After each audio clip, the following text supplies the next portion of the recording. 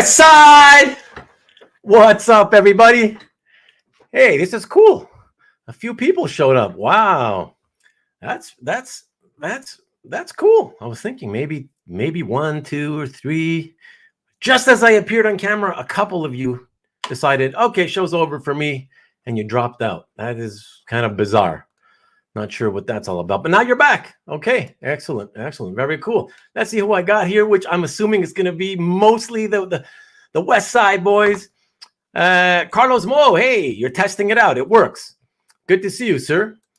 And oh my, yes, sir. Just for you, Marcus. Just for you. And Stanley. Where the hell's Stanley? Where you at, Stanley? That son of a... All right. Hard, what's up, brother? Oh, yes. And yes. What okay, very interesting. Before I say anything, let me see who else is there. Hey, Alberto. What can I tell you? I told you nothing tonight. I said, what the hell? Who knows? Maybe a few friends will show up. Maybe we can shoot the shit about football or comic art, whatever you guys want to chat about. I'm game if you are. Mr. Easy Go Lucky, what's up, sir? By the way, Mr. Easy Go Lucky, you West Coast or East Coast or Midwest? Let me know, sir. And yeah, Alex comments about the football. This pick says to me, "Oh crap, I picked the wrong teams to win."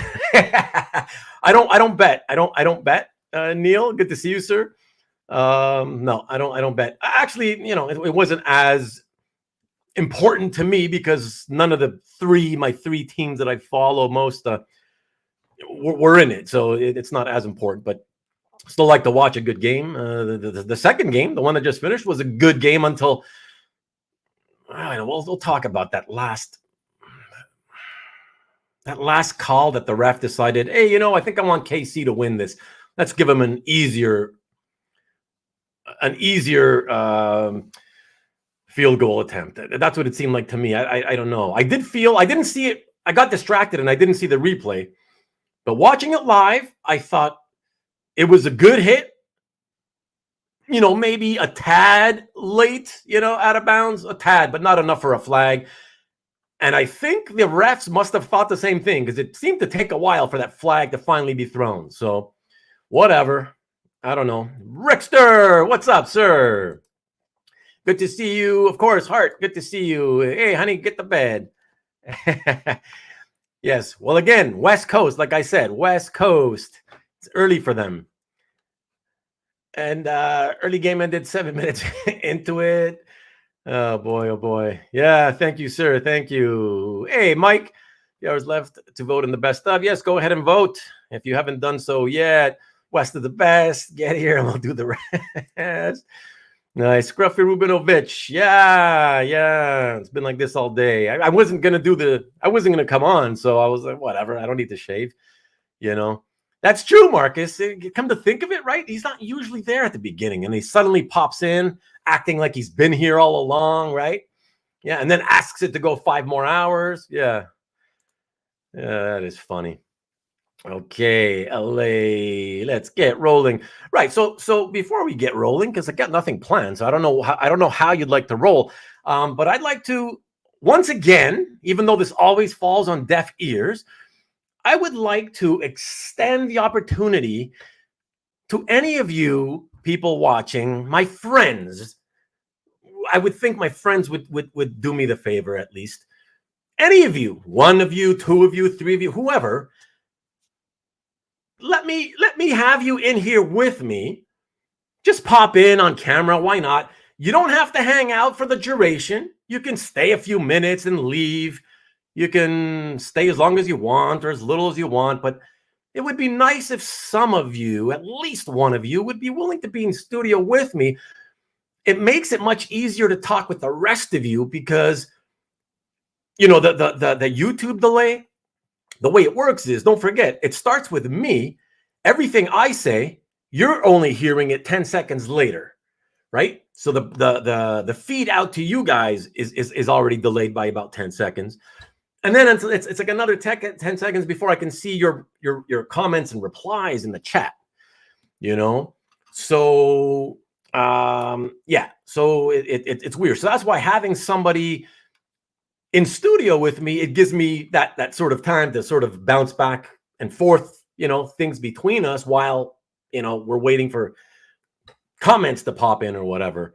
Aloha to you, Carl. Aloha from a rain soaked. Well, at least you're still there. I mean, most people would love to be there more than anywhere else in the world, I would think, if they had a chance. So that's still good for you. I'll take the rain over. By the way, I'll take the rain, Carl, over the 10 billion tons of snow that are outside my door, and it's snowing again because it's been a week since the last massive snowfall, and the city still hasn't come by to clean it up. And now it's snowing even more on top of that. And this week, and by Thursday, we're falling into a massive deep freeze. It's going to go way below freezing. So a nightmare. So I'd rather be in Maui. So yeah, Hart, come on, man. I can usually count on you, Hart. You got a few minutes of time? Can I send out an invite by email so you can pop into the studio with me? Come on. How about you, Caesar? I'll take you. We can rap about your 49ers a little bit. Anybody? Alberto, how about you? In for a few minutes. Somebody, anyone. It's 12. Yeah, thanks. Somebody hit the likes. Please hit the likes. And if anybody here wasn't subscribed, click subscribe. Get me to 380. I'm at 379. I was at 379 earlier, and then somebody unsubscribed. So I'm at the 378. But now a new one subscribed yesterday. And speaking of, I have to, of course, thank him. 8 legs. 8 legs with 2 Z's at the end. Thank you for subscribing, sir.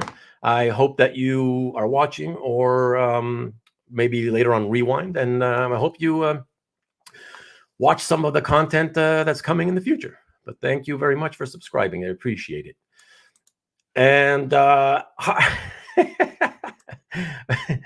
yeah, you're in bed. You're in bed at 7:23, huh?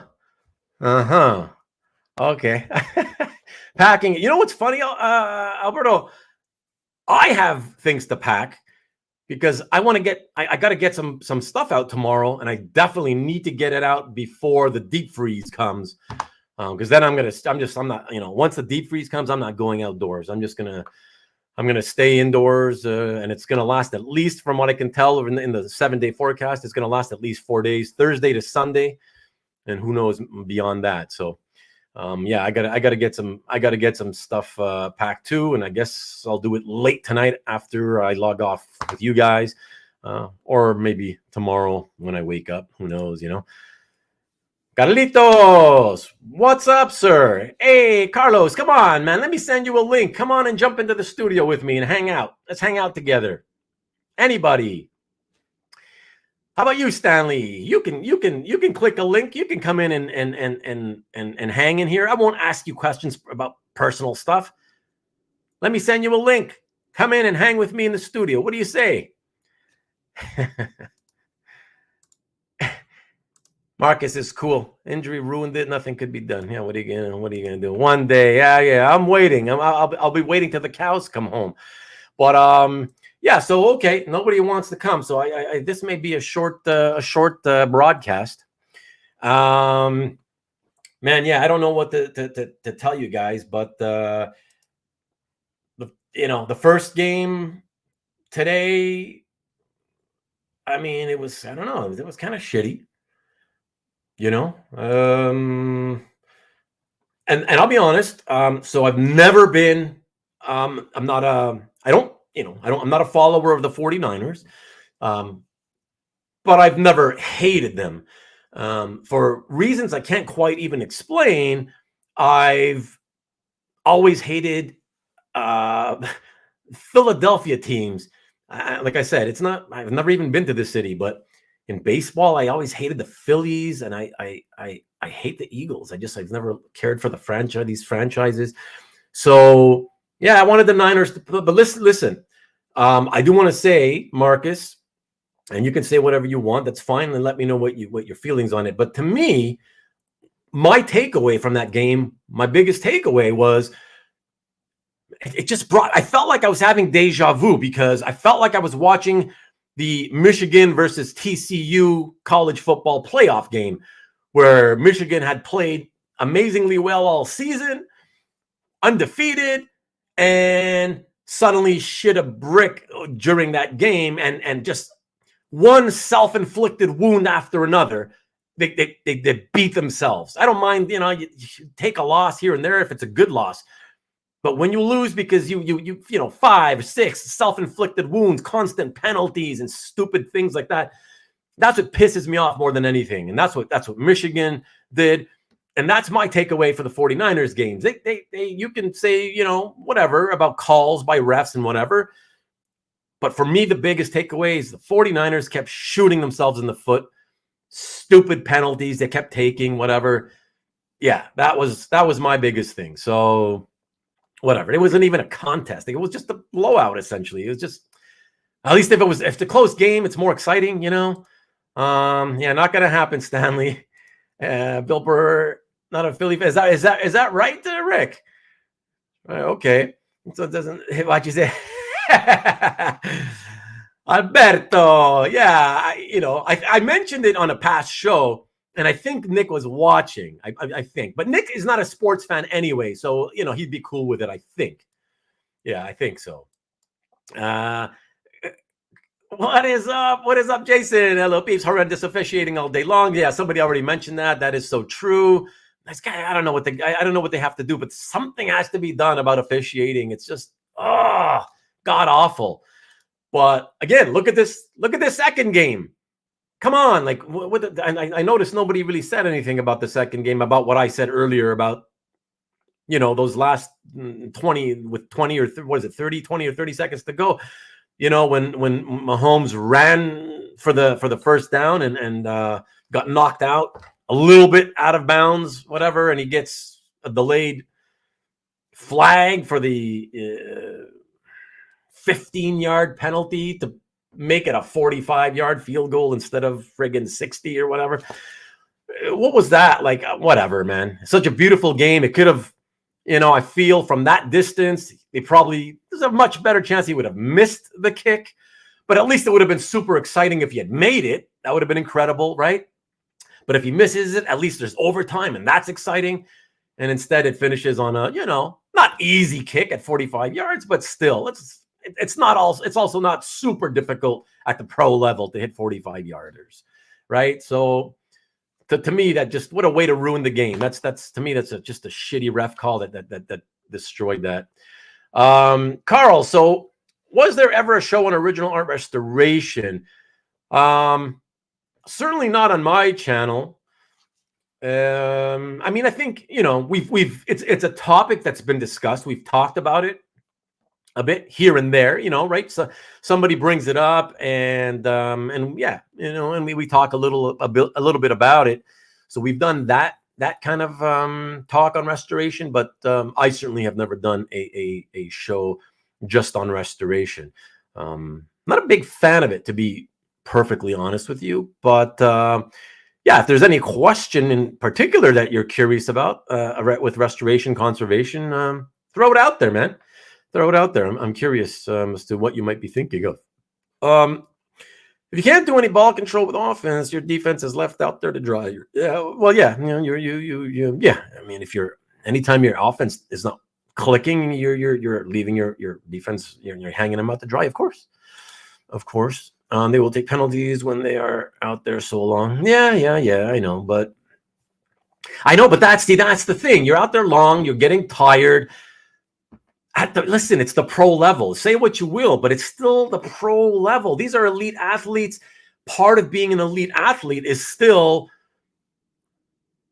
discipline, right? Like, you have to be disciplined. Those are the moments where you're exhausted, but you gotta stay. That's when the mental aspect of the game becomes more crucial. You gotta stay focused and disciplined, because that's otherwise you kill yourself. You start taking stupid penalties one after another, They had a slim chance, but once Purdy got hurt, listen, that was obviously not a good case scenario, like in the big game, right? Obviously, that was not ideal. You get your fourth stringer having to come in and replace the guy. What are you going to do? But, that's football. It happens. And, it didn't mean that that Josh couldn't have done well.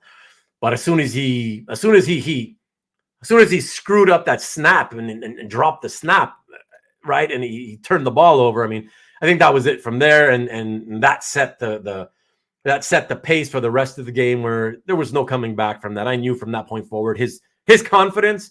When you're a fourth stringer and you're getting an opportunity in the NFC Championship game, yeah, you're and you screw that up like that, yeah, your confidence, boom, gone, and it's downhill from there. So officiating is a part-time job for these guys. Yeah, $9 billion industry relies on rental officials.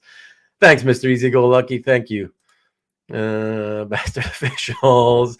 Time of possession. Yeah, that was a monstrous difference in time of possession. It was like 15 minutes, for Christ's sakes. Oh my God, man. Yeah, you should travel somewhere warm. Yeah. I hate airplane travel. I hate air travel, Stanley. Replacing missing titles and word balloons, whitening pages. Yeah, but what do you want to know? But what's your question about that? What about replacing missing titles and word balloons or whitening pages? What is it specifically that your question is about that kind of stuff? I don't have a problem with people, that when you're missing, the pages are missing, those glued on word balloons and captions, sound effects. Definitely don't have a problem replacing those, getting recreations done and replacing those.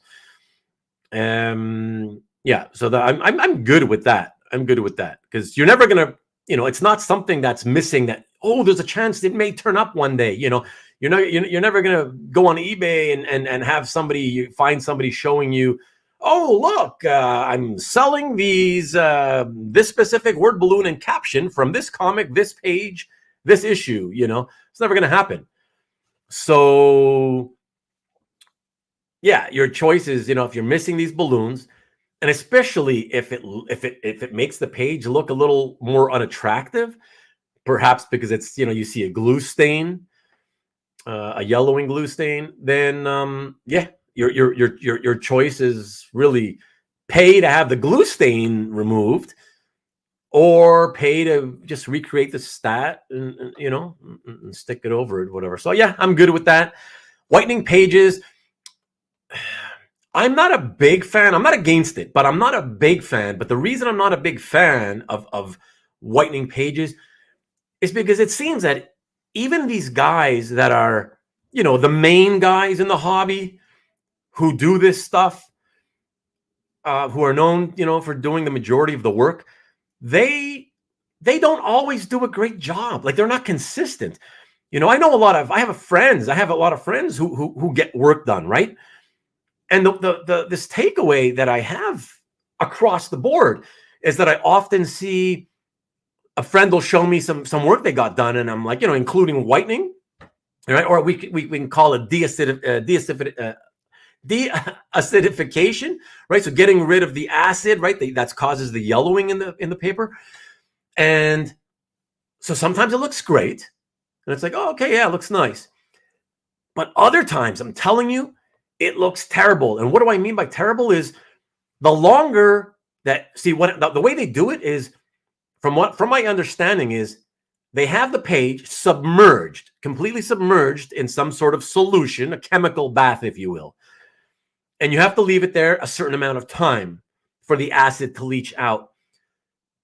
And the longer you leave it, the more it leaches out. But also, the longer you leave it, the whiter and whiter it gets. And so it seems like sometimes they leave it a little bit too long. And so what you get is this effect of, I call it fakeness. Like, it looks fake. Like, it looks like something is wrong. As soon as you look at the paper, you're like, something looks off about this. Because, like, in your mind, hey, this is a page that's at least 35 to 55 or 60 years old, and it looks really white. Like it looks often whiter than a brand new board from today. So it just looks wrong, you know, and that's a problem. To me, it gives it a really fake look, like I said, Carl. And that's why I'm not a big fan of whitening. I'm not a big fan of it because, again, the people who do the work, I just don't feel can be trusted 100% to always get it right. You know, they overdo it sometimes. So,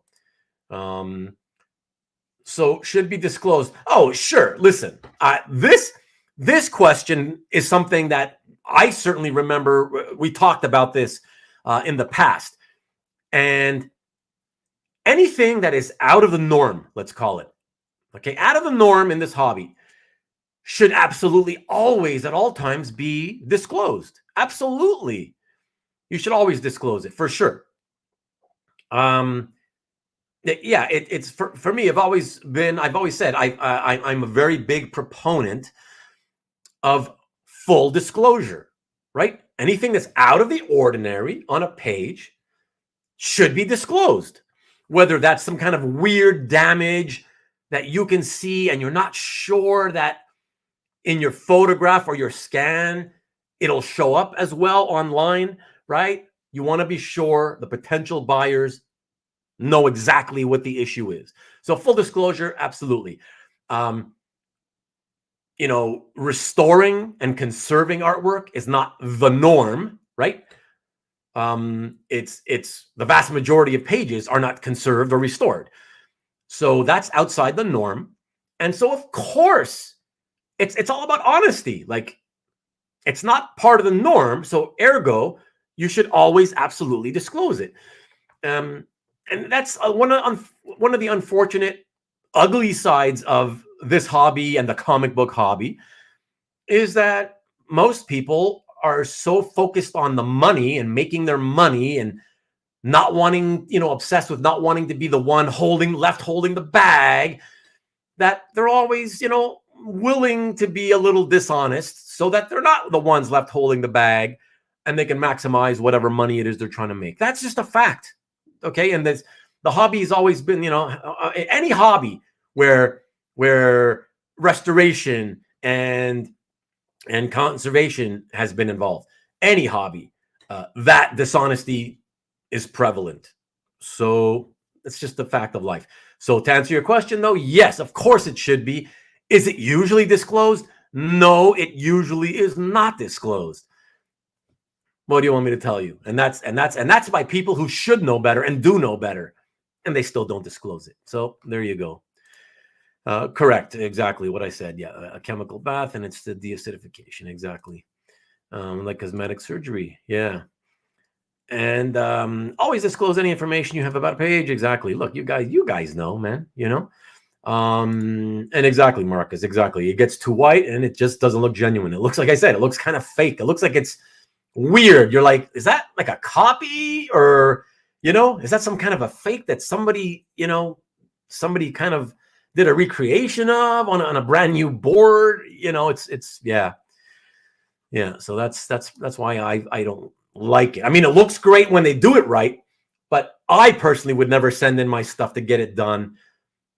And, I have pages that could probably look better with a little bit of deacidification, but I'd rather, I'm also a big proponent of natural aging. I like the fact that this stuff as a collectible ages in whatever way it ages. So I like the original natural defects that come with older art.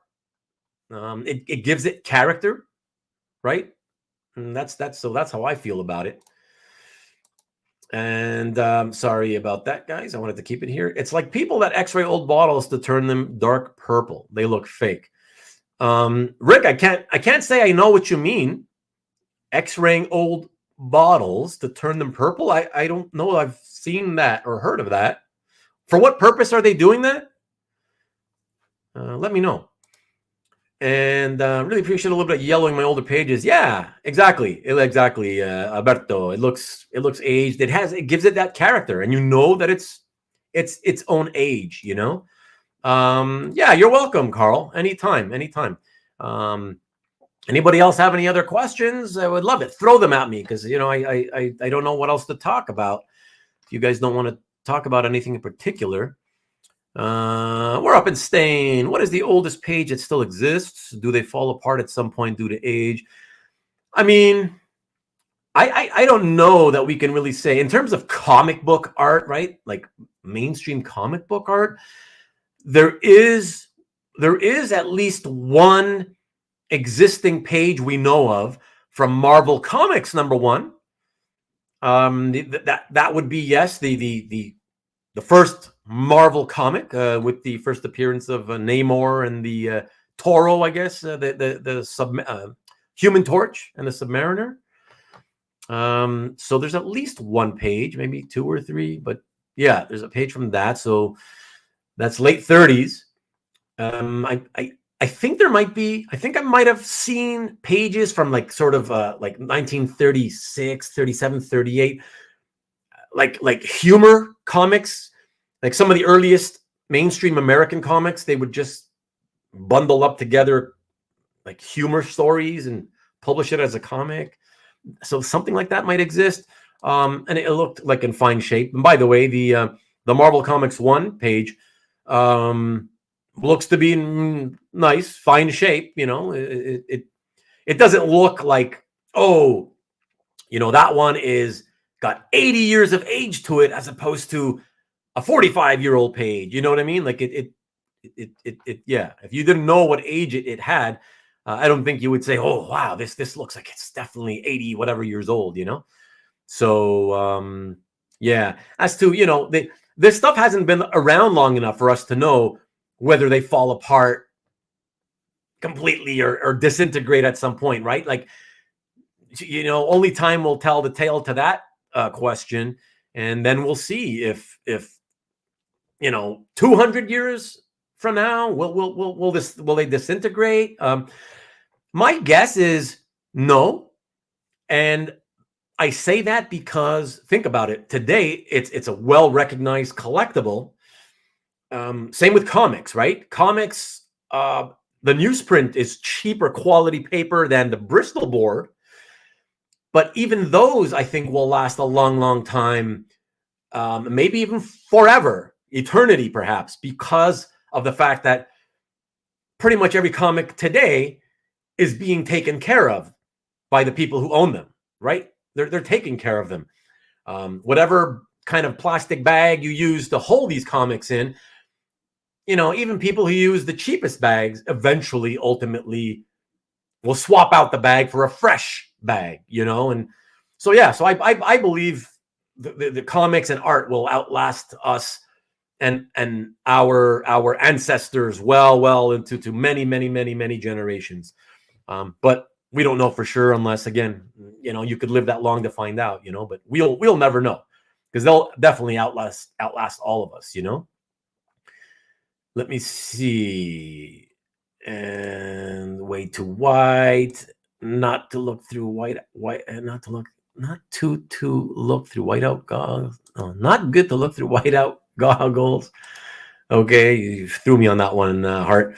The paper won't fall apart for a few hundred years if kept right. Yeah, that's what I'm saying. So I feel at a minimum, in my opinion, again, it's just an opinion, right? But it's like an educated guess based on what we see, you know, of how long they've lasted so far. And you see really beautiful looking artwork from the golden age, still in beautiful condition. Yeah. So, and the fact, like I said, the fact that it's being taken care of, yeah, it's minimum hundreds of years, minimum. And I really do think it could be well beyond that. So, well, I guess we won't see. I guess our ancestors will, or not our ancestors, our future progeny will see. Our heirs, you know, and our heirs. Does the artist's use of whiteout to cover up changes a bad thing? It's a part of the production process. Believe it or not, Carl, you have collectors, though in my experience, they tend to be the ones who were the pickiest of the picky when it came to collecting comics. who don't like a page with whiteout. So it's got a few whiteout corrections. They literally will refuse to buy. They will pass on a page, even one that they claim they really loved and always wanted and hoped would appear on the market. Believe it or not, it finally appears and they see, oh, it's got these whiteout marks in different areas. Oh man, now I can't get it. I kid you. I kid you not. There's collectors who do that. It's a part of the production. It's production art. The whole thing is production art, right? It's not photo stats only that are production art. Comic art by its nature is production art. It's all production art used in the process of making the ultimate end product, which is the comic book. So, no, it's a part of the process, right? Some guys made more mistakes than others and needed to use more. Other guys are so clean and sure and confident of themselves when they put down every line that they rarely, if ever, need to use whiteout. But yeah, as far as collectability, I mean, it doesn't do anything. Now, if you're asking, does the use of whiteout to cover up changes, is it a bad thing in terms of the future condition? I don't know what to tell you with that. I mean, I believe that it all depends on how the whiteout was applied. So I have seen pieces where the whiteout, they used so much of it, and it was like a Silver Age page, right? But it was caked on. They had layered it on so thick that by the time I saw it back in, I don't know, the early 2000s or thereabouts, it like parts of it were peeling off, like it was dried up, and pieces were coming off because it was so dried up. But I think, again, a lot of it also had to do with the fact that it was laid on so thick, you know. But it seems to age pretty well. That's the interesting thing about whiteout is oftentimes you'll see pages where the paper, of course, the paper gets yellowed or even brownish, God forbid, but it does. And yet the whiteout stays really, really bright white, you know? So it seems like the paper will age a lot faster and worse than the whiteout itself, you know? It can be removed by a conservator, but you shouldn't, because then it's not exactly as published, right? You're probably going to be uncovering ugly looking lines that just, stray lines that didn't need to be there. Again, they're corrections. So I would never get a conservator, or restorationist to do something like that. And I strongly advise nobody do that either. Nobody should ever do that. It was meant to be the way it is. If it's got whiteout on it, it's there for a reason. It should never be touched. So that's how I look at that. Yeah, I mean, Jeff and I spoke about that a while back, a few months back. And man, Jeff, by the way, where are you? Doing a West Coast edition show for you tonight, and you're not here. But yeah, we may do something at some point, but he's already done it. He's done something similar in the past, so I don't know. We'll see. But yeah, we may do something like that in the future. I do like to talk about the topic of restoration conservation. So yeah, maybe we can do it as part of my Comic Art 101 series. Which, for those of you who are going, Comic Art 101, what's that? That so far I've only done one episode, but when I did it, it was actually an episode of a one-on-one, currently Comic Art Hangout, but when it was known as Comic Art One-on-One, and then I did that was the episode I did with Jason Ladwig, and I ultimately, after the show, realized, you know what, that was more of an informational show. It wasn't just a hangout. It was informational because he had a lot of questions that needed answering. And so that's why after the fact, I relabeled the show as Comic Art 101. So yeah, any future episodes about, teaching, learning, I'll label them that way. So maybe Jeff and I can Jeff can come on and talk about all this kind of stuff. And sun-colored amethyst glass speeds up natural UV process from the sun. But so so this is what you were answering about what we talked about earlier, because you were saying about the X-raying, right? Sun-colored amethyst glass. So speeds up the UV process from the. But what's this glass being used for? This is what I'm curious about, Rick. I guess I have no context, so I don't really know what. I can't picture what you're talking about. Sun-colored amethyst glass. It speeds up the natural UV process from the sun. Okay, but people use this stuff for what? Let me know. And yeah, exactly, Marcus. I mean, that's another thing, Carl. You know, I was going to kind of touch on this when I thought, okay, maybe we'll just move on to other topics. But yeah, it's not just comics and comic art, right? I mean, all kinds of paper documents exist that are hundreds of years old already. And they, you know, yes, a lot of them are in bad shape, but a lot of that has to do with how they were not cared for hundreds of years. And maybe they were put away somewhere. So they started, you know, aging and rotting or whatever, and until they were finally discovered. But others that were cared for in better atmospheric conditions, if you will, yeah, are hundreds of years old and still in great shape. So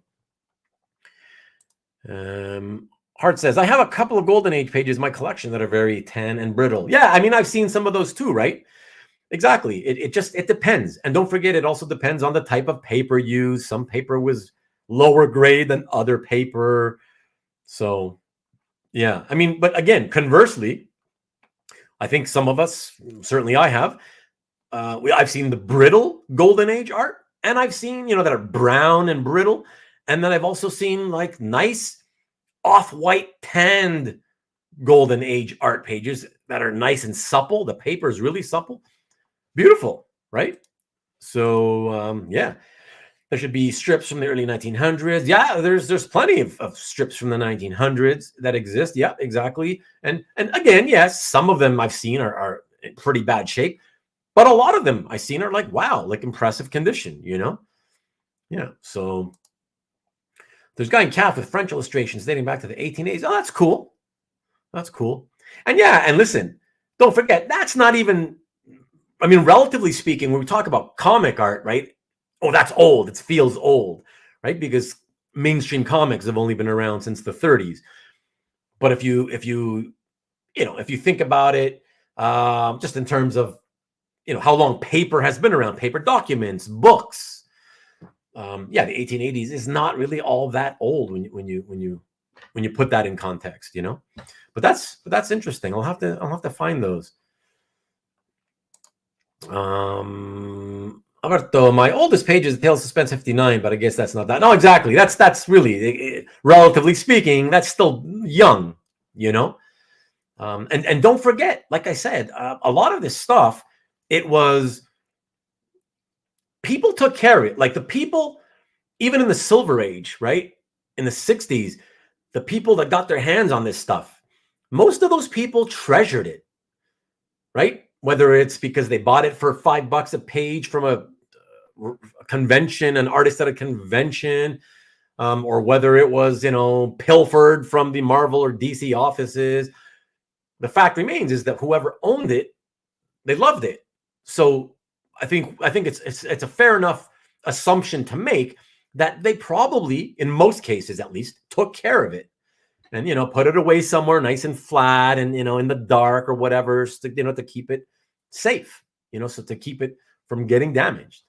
And so that's why a lot of this stuff still, you know, most of it still exists in really great condition. Yeah, please, everybody, thank you, Mr. Easy Go Lucky. Please hit the like button. I would really appreciate that if you could. And that would be very, very nice. And for any of you watching who like what we do here, and by we I mean me, my friends who come in and usually hang out with me in the chat, and all these guys that are part of the live chat crew, we all come together to hang and have a little bit of fun once a week, you know. So if you like it and you hang, especially those of you who come and hang in silence and never even chime in to say hello in the chat because you're maybe introverted, too shy, what have you.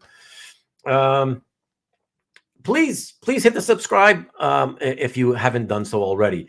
And I don't do sales shows that often. I know that's what a lot of you, that's those are the most viewed shows, or those are the ones get the most views.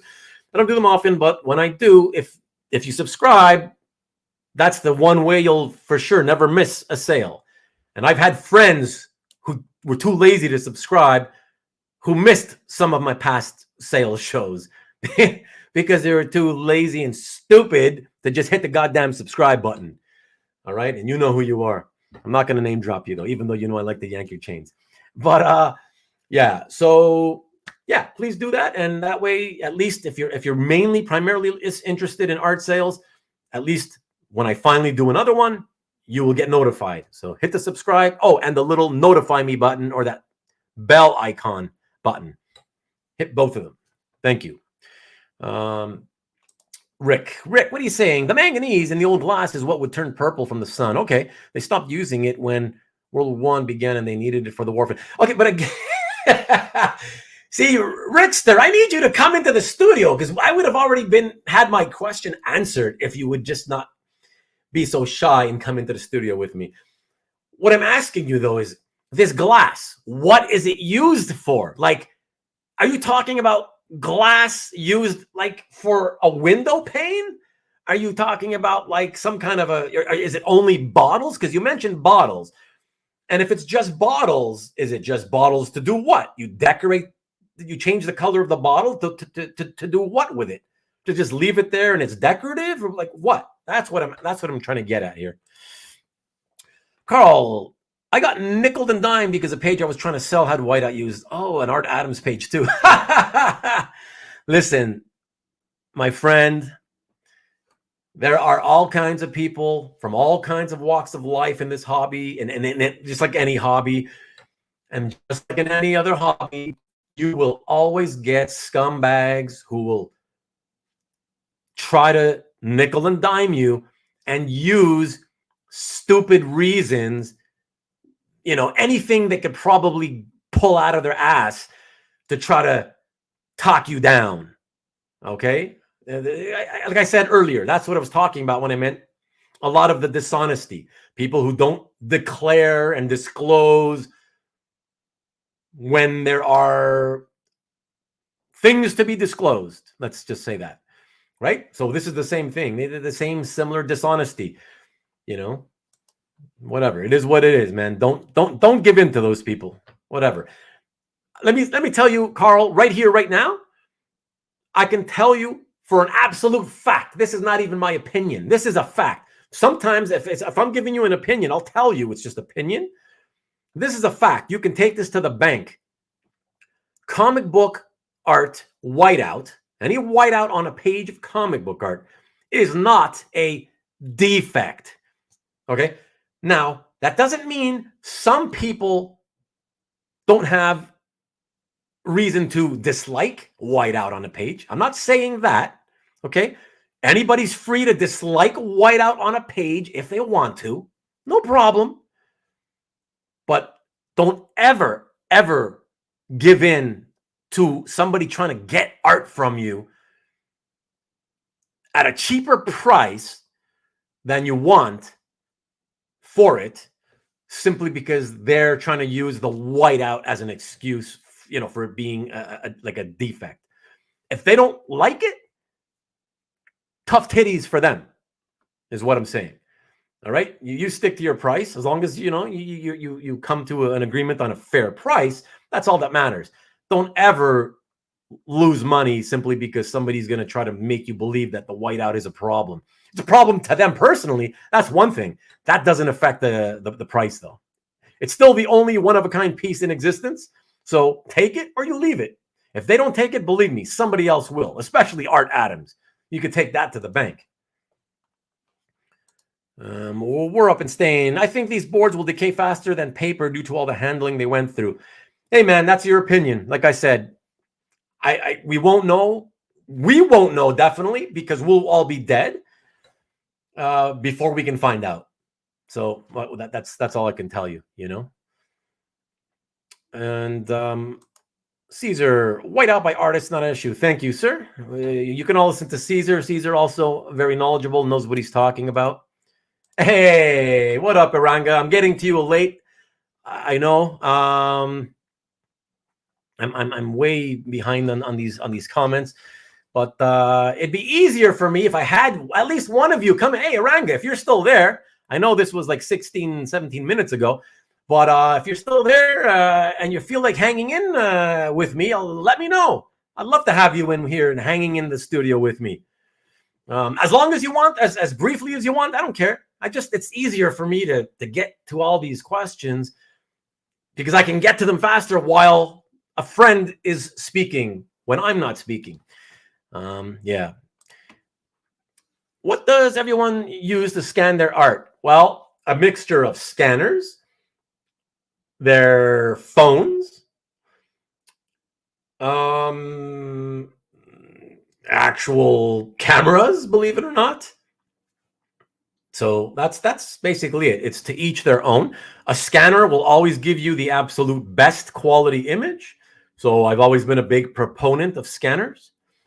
But you should reach out to Caesar maybe in his CAF gallery, or even here if you want, and ask him how he goes about making his photos. He takes photos, but he uses some kind of an app, I suppose, for the camera, on the phone camera. I think that's what you're doing, Caesar.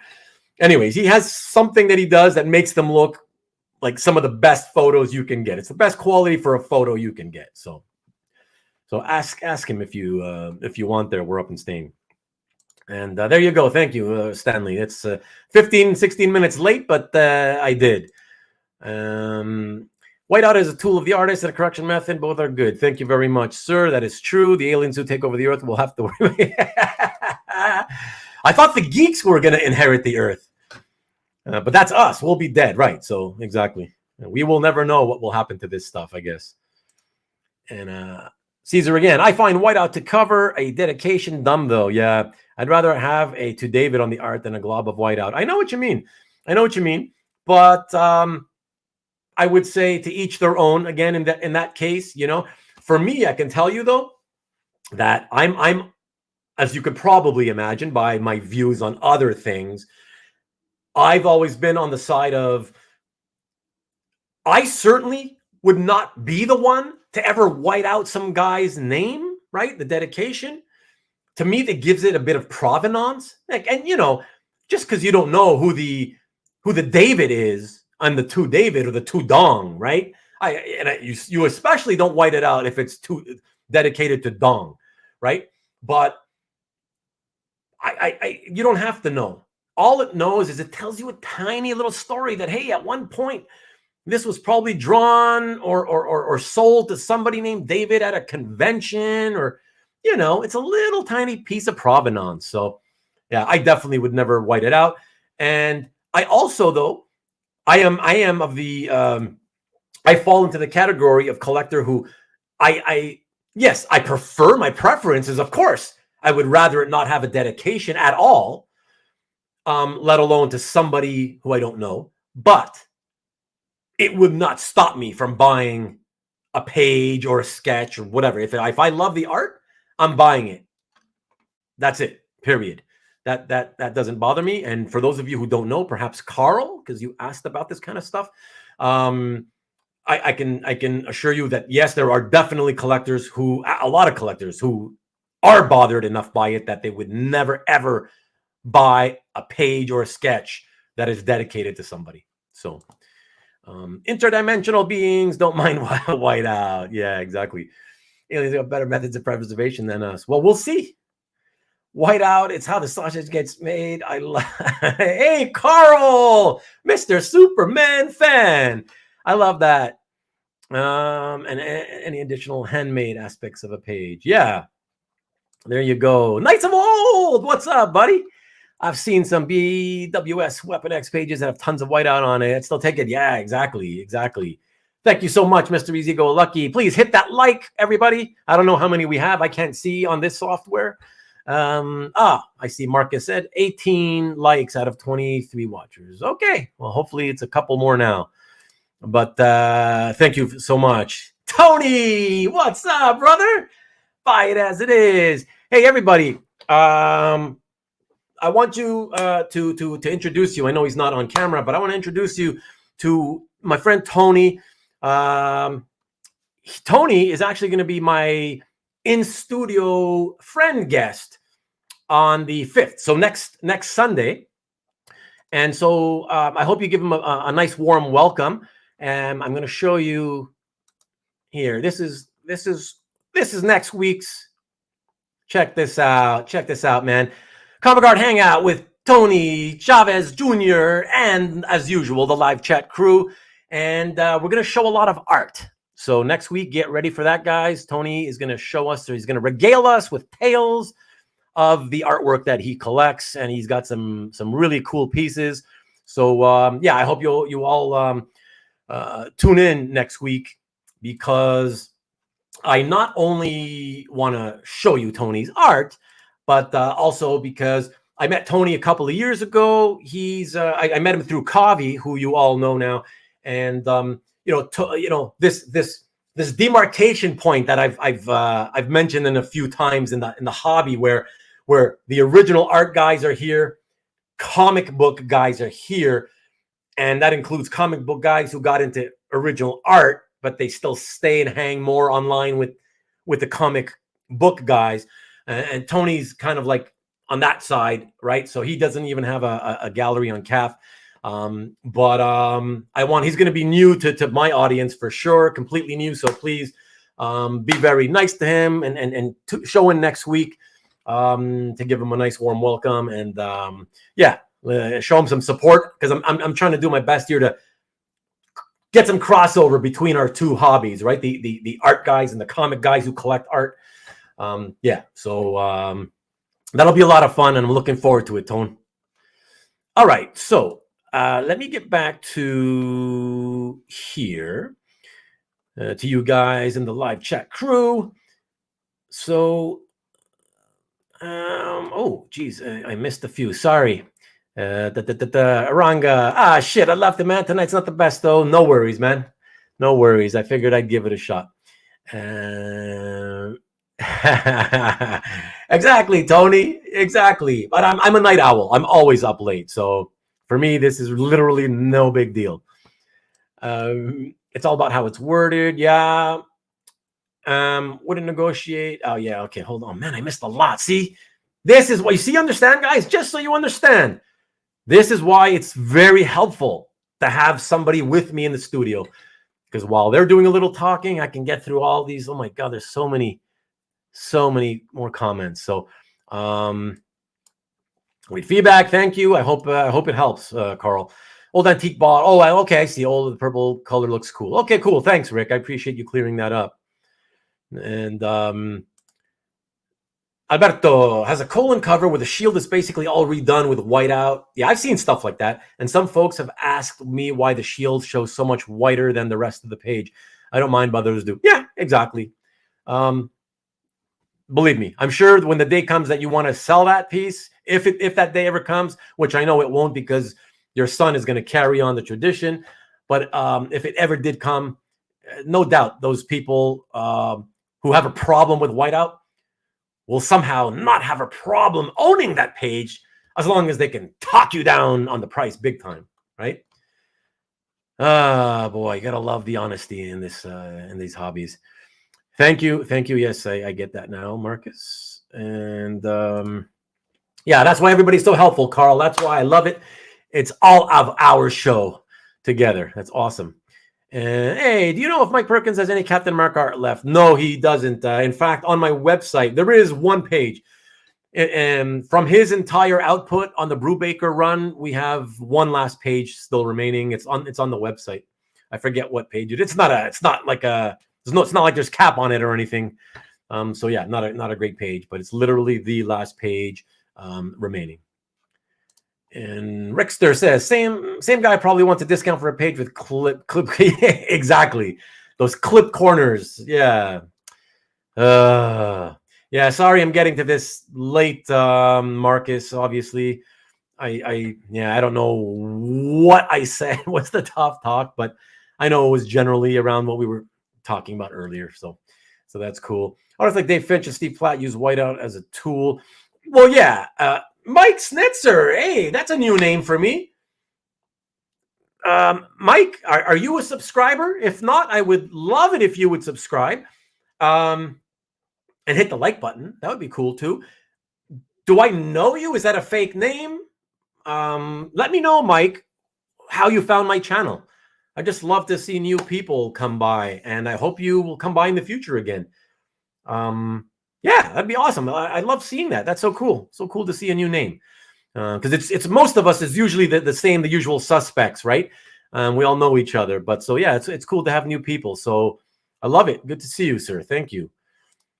You're very welcome, Carl. Anytime. Any questions you ever have, throw them up. You know, you can always email me too if you ever have questions on anything. I'd be happy to help anytime if I'm able to. Although I do love the questions to come more, like if it's informative type stuff, I love it when people bring it up here during the live broadcasts, right? Because then everybody watching who's too shy to ask this stuff and who also can benefit from the answers, they get the answers too. So we help a lot more people together rather than, me helping just one person privately, right? So Mike says, those same nitpickers when selling will point out the whiteout as the artist putting extra care into the product. So now it is worth more because of the whiteout. Listen, I can't say that I've had that happen to me, Mike. but man, anything goes in the hobby, right? Like nothing surprises me anymore, honestly. I wouldn't negotiate, but an Art Adams with whiteout, I likely wouldn't want, as Art Adams goes in a frame on the wall. See, there you go, guys. We're up and staying for you. He's a guy that would probably not want the art just because it had whiteout. I mean, again, like I said, to each their own, right? It's all a question of taste. If it bothers you, don't buy it. If you don't mind, buy it. There you go. And Alberto says, I have 2 pages on the wall, noticeable whiteout, but I would not change them for the world. I love them. Yeah, man. Yeah, I'm with you absolutely on that. Large format scanners are like a K. Nah, man, no. Well, okay. So here's the thing. We're up and staying. If you want, I can email you a link to one which is, I believe, $339 US. So even with the Canadian dollar exchange, it's not going to be 1,000. The problem is that it's a seller on eBay, and they only sell within the lower 48, I believe. So they don't ship to Canada. I don't know. I mean, I know you're in Ottawa, so I don't know how far the closest border to New York is for you, but usually at the border, not near the border, they often have places like warehouses where they will receive packages for you. You can get them shipped within the United States, and then you just cross over the border and pick it up and import it back yourself. I mean, yeah, that's the only thing I can tell you. But I never really see the large format scanners in Canada. I've never actually seen one here locally. I can tell you that. And even online, I have found a lot of trouble finding them online. So, yeah, there you go. Right on. Yeah. No, they are not. We're up and stand up and as a yeah. No. Well, okay. Yeah. Well, again, it's because I'm so behind. It's because he's Canadian, Alberto. That's why. So, I got a plus tech for I think 250 or so. Yeah. That's the thing. I was looking at them on Amazon December, and they were all expensive. Yeah. Again, it's the Canadian thing. It's probably because of import duties and all that crap, and that jacks import duties plus the taxes, and it jacks up the price, which is unfortunate. Tony, well, you're in New York, man, so I can listen. You let me know if you like Kavi scans. Go check out his gallery on CAF.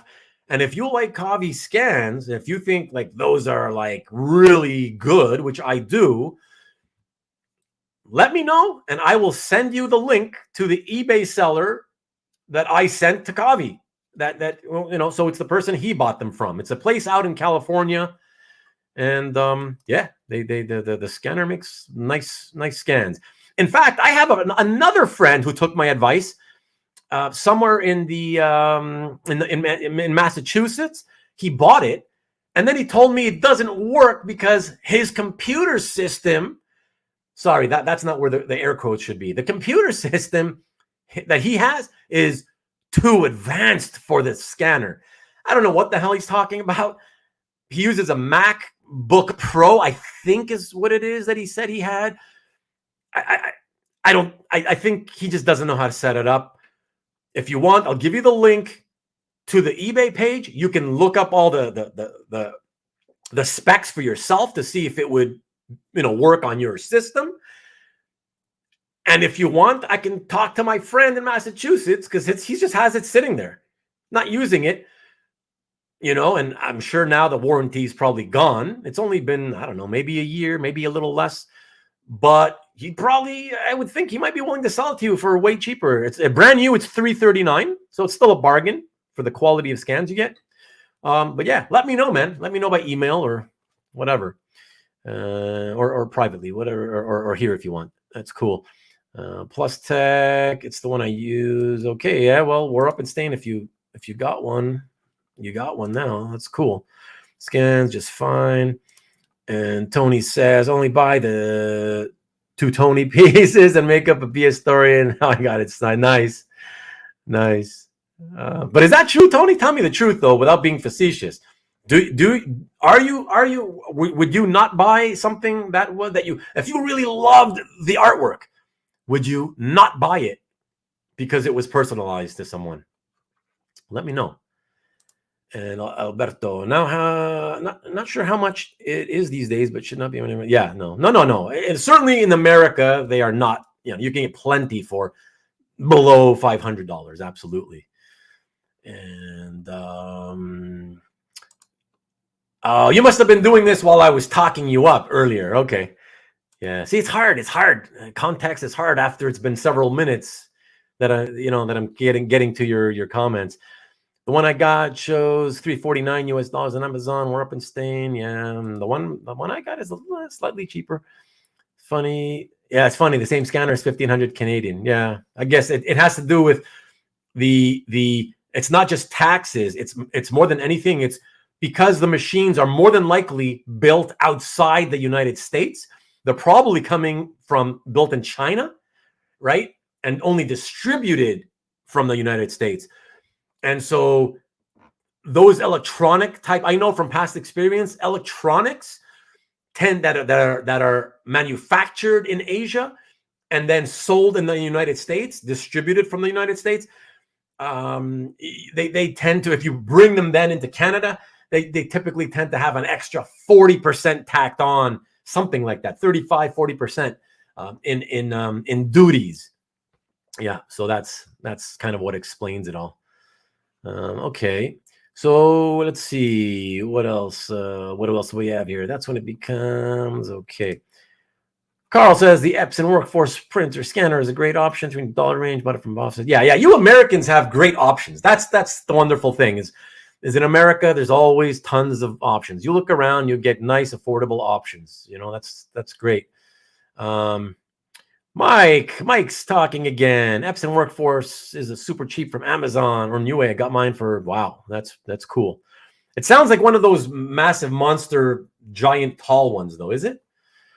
Hey, #1 Marvel fan. Good to see you, sir. But that was a few years ago. Yeah. Okay. Still, no, they can be had pretty affordably. Typically, we had a secret stash of pages somewhere. Had a big scanner I used as a photocopy, and I threw it out a few years ago. You'd love it back. Well, too late, too little, too late. Dino invited me a couple of weeks. Oh, okay, cool, awesome. Let me know if you've been collecting art long. Are you a comic guy? Are you still collecting comic books and have now moved into the artwork? Are you doing both, or are you no longer a comic guy? And are you in art, or are you new to art? Have you been into collecting art for a long time? Let me know. Man. Yeah, Dino's going to come onto the show, I think the week after the Super Bowl. So that should be fun too. Well, not should. It will be fun. Hello, Ian. I can't believe how late you are. No, I'm just kidding. I know you got the family. But it's a West Coast edition for you, sir. Starting late, baby. Okay, here's the answer. So just to introduce myself quickly, avid comic original art collector. Over focus on collecting Spawn art. Okay, a big time Spawn guy, but also love David Finch, Arthur Adams, and others. Okay, thank you, sir. I appreciate it. That's great. Thank you so much. And I hope you realize that I was catching up very slowly to all the past comments, and hopefully you haven't answered me again. Yeah. So thank you so much, man. I appreciate you dropping in. That's cool. Usually, by the way, Mike, I usually have a friend or three in the studio hanging out with me. But I made a last minute decision, maybe like an hour to 1 or 2 hours before the end of the second NFL game. And I figured, why not? Let me cater to the. I'm on the East Coast. I figured, let me just see who would pop in if I start the broadcast at a time where I normally would be close to ending the broadcast, And so far it's pretty good. It's really, really impressive, like how many people here. So cool. It's good to see a lot of the West Coasters tune in. Anyways, I really thought maybe nobody would tune in. So. Yeah, thanks, Mike. Appreciate it. I have passed on pieces that have a big dedication in them. Sometimes they are small enough that you can ignore them, but sometimes too frank or whatever is written by them. I agree with that too. The size does matter, she said. But it's true. It is true. But at the same time, I will. You know what? Let me expand on that a little bit and say that. The size to me is a lot more important than the fact that that the dedication is actually there on the paper. And what I mean by that is, like, if it's normally signed, okay, Tudong, all my love, whatever, okay? Again, if I love the art, I'm still buying it. But like you say, Alberto, in some odd cases, for some weird reason, the artist signed in massive, gigantic writing, right? And you're like, why the hell possessed you to write so big? And when you see that, yes, because it's not the dedication that bothers me. It's the size of the dedication that's like, it's too distracting from the artwork. That's my problem with it. So in those specific cases, yes, I also would potentially say, you know what? Yeah, I got to pass on that one, So I definitely, I'm with you there. Oh, sorry. Tony. Hey, Tony, New York Tony. You're staying up late for me, man. I have bought items that had a different name. I bought a Jim Lee Wolverine sketch that has two David. Oh, did you? There's David. Never been lucky enough to have a two Tony, Anthony, or Antonio. And it's funny is that you would think the two Tonys would be at least fairly common, but that's funny. That is funny.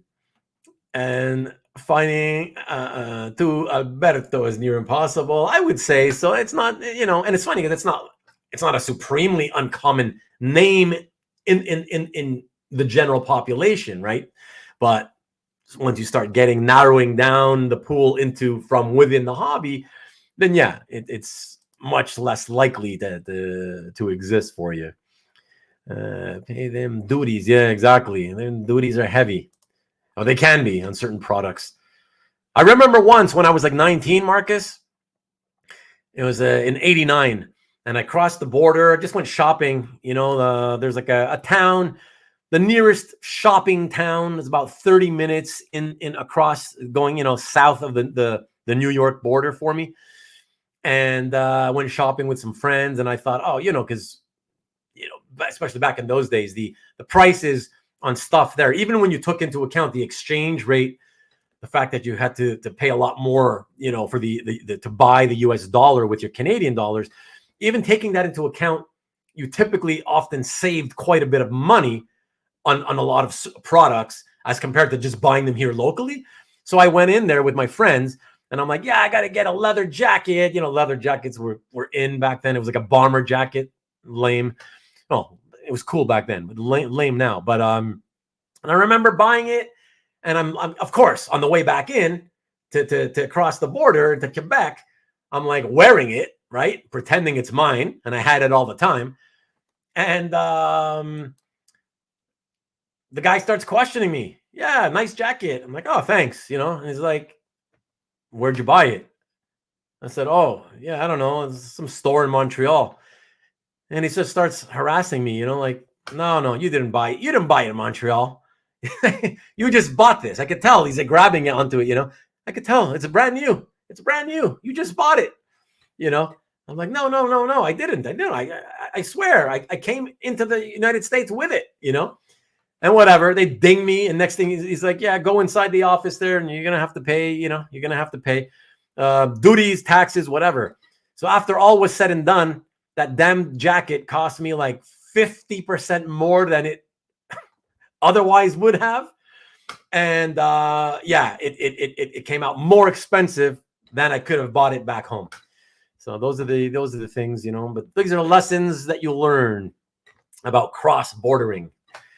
Yeah, those good old days. But you got to learn the hard way sometimes. So Carl, my Grummet Doomsday page has a dedication. Didn't impact my decision at all. And I'm sure it wouldn't have. I'm absolutely sure it wouldn't have. Oh, sorry, wrong one. Do you look at your favorite pieces often? So Stanley, people have asked this before, and I've answered it. And I say yes. I personally do. I mean, it's not even about favorite pieces, to be honest. I just look at a lot of my collection very often. Okay. It probably helps that I have a bunch of portfolios literally like just a few feet, you know, in front of my desk that I'm sitting at right now.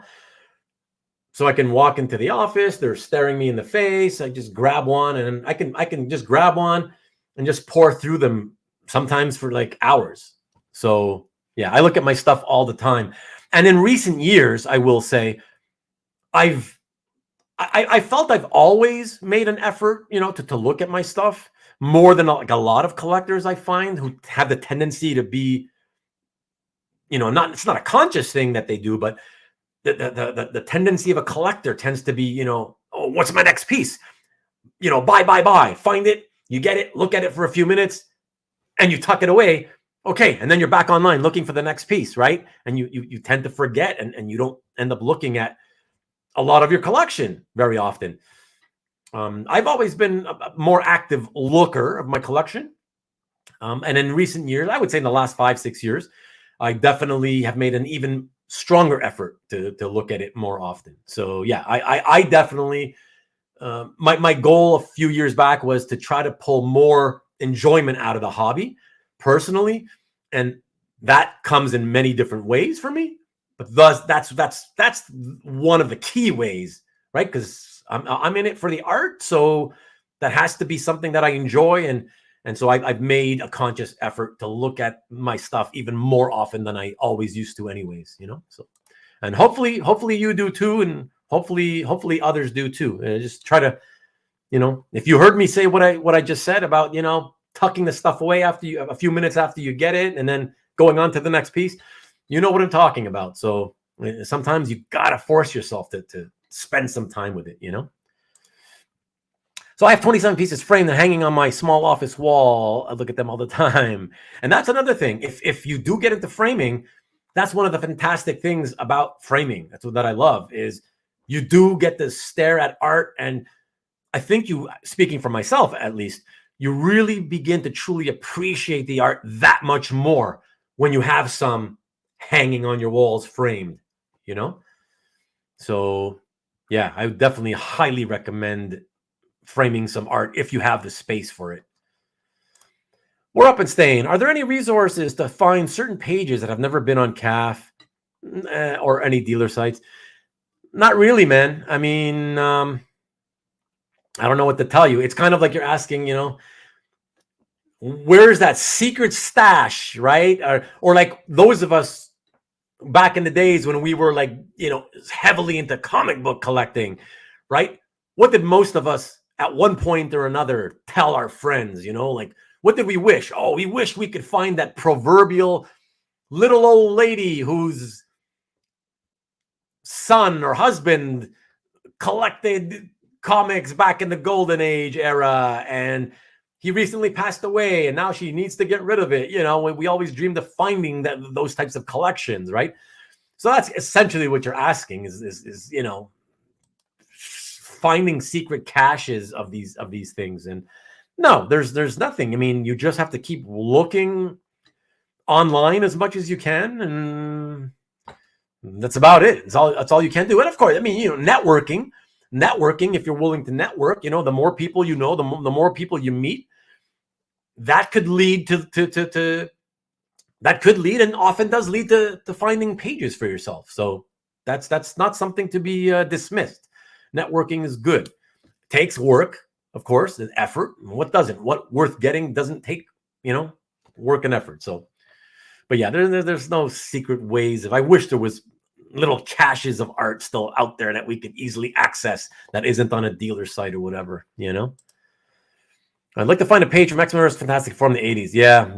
For whatever reason, I know the reason, because isn't that I was gonna say, for whatever reason, you don't see them often, but I believe that series was one of the ones. Wasn't that the series that John Bogdanov drew? If that was a Bogdanov, and for some reason it's so funny how these things work, how your mind works, your memory.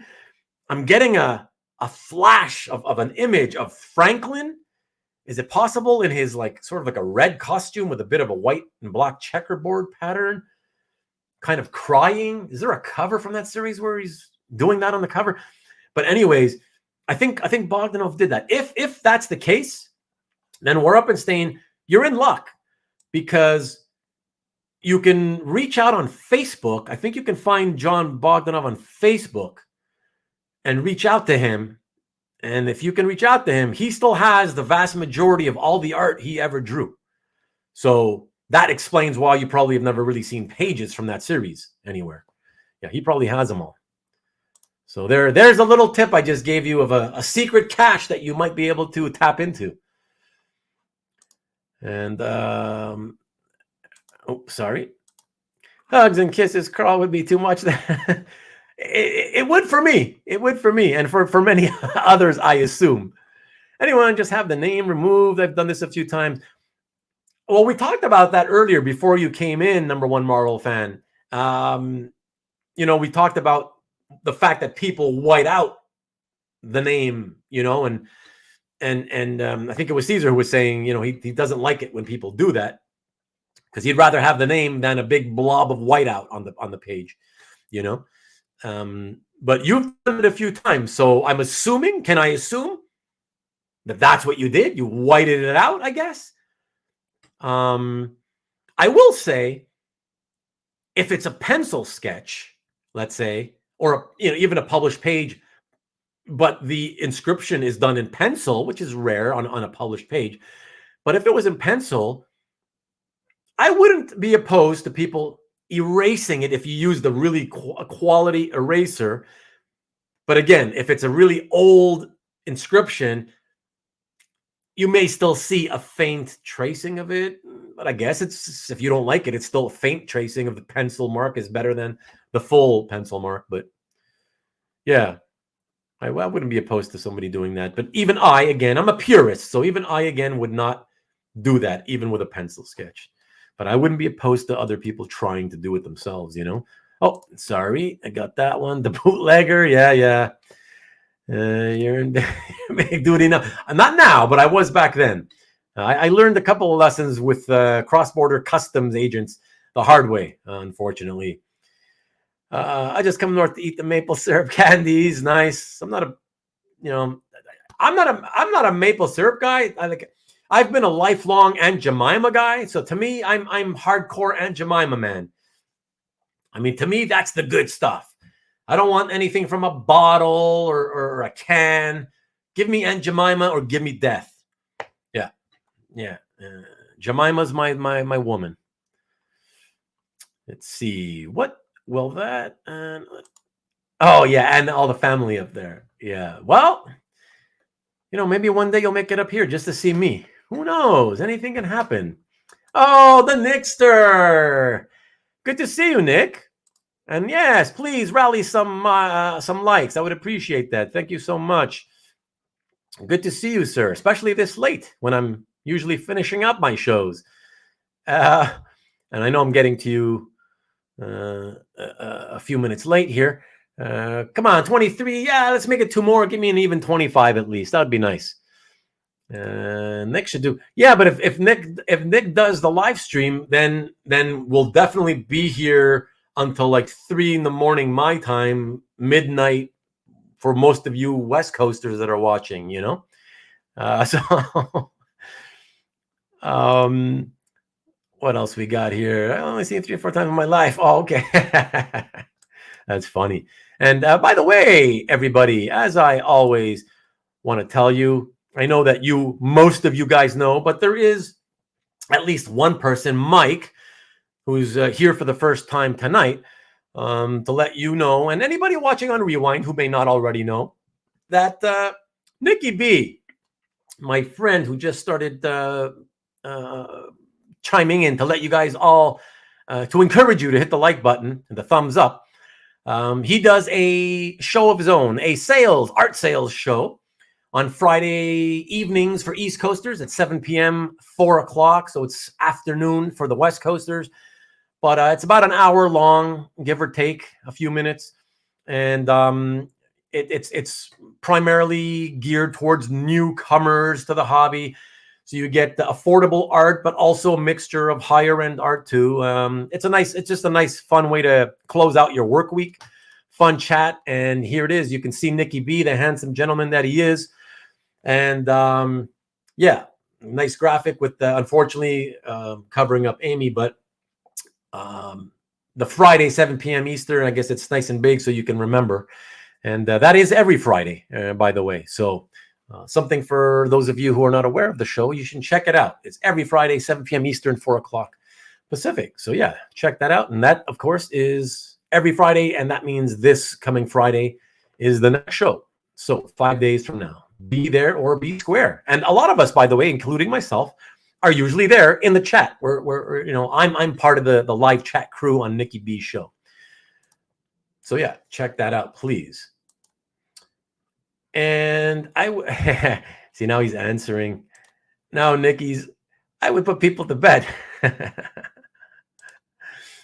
Let's see. Well, I have sadly only seen. Okay, I read that one. Let's see. Maple Candies. Mr. Easy Go Lucky's. He's been in the house. He's always in the house. Love him and appreciate him more than he knows. We're up in Stain. When I was in grade school, some kid brought in old Hulk and Daredevil books and I traded them for Transformer books. I mean, seems like a fair trade. I mean, if he loved Transformers, or do you mean old as in the Hulk and Daredevil stuff was much older? And so he was trading away his Silver Age comics, or Bronze Age, most likely some Bronze Age issues for the Transformers. Yeah, but who cares? Whatever. Back in those days, it was about reading and enjoying them for what they are, looking at the art and reading the stories. And Transformers was hotter than hell back then. So yeah, if you don't have to pony up any money, and especially if you don't have the money, then you can give away some comics that you've already read and don't care about. Seems like a fair enough trade to me. When are you going to fill that empty spot on the wall? Stop ragging on me. Possibly never. Possibly never. I don't know. Because I don't actively collect that illustration art anymore. So I say actively because I collect it, and that just means I'm down to very specific pieces that I would love to get if they ever came to the market. Then sure. So I'm still a collector, but not really active. I'm not out there seeking the stuff. And so unless I get some new pieces, probably will not be filling that space. So there you go. And okay. So there you go. Carl, while I don't consider myself a flipper, Viewing my portfolios often helps me inform future moves to consolidate and refine. Some pages always hold my admiration and love, others don't. Hey, listen, Carl, I can tell you right here and now, you are not in the minority. That is actually the norm for a good portion of collectors.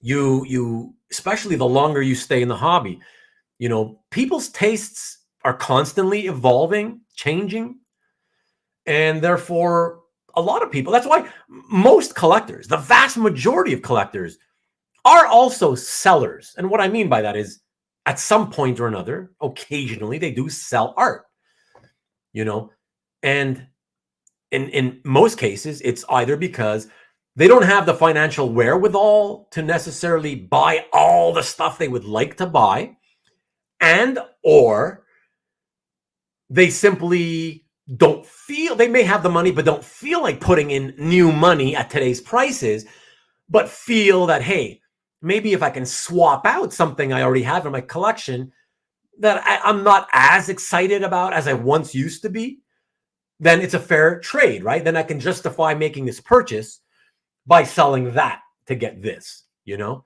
So, you know, and again, yeah, your tastes change.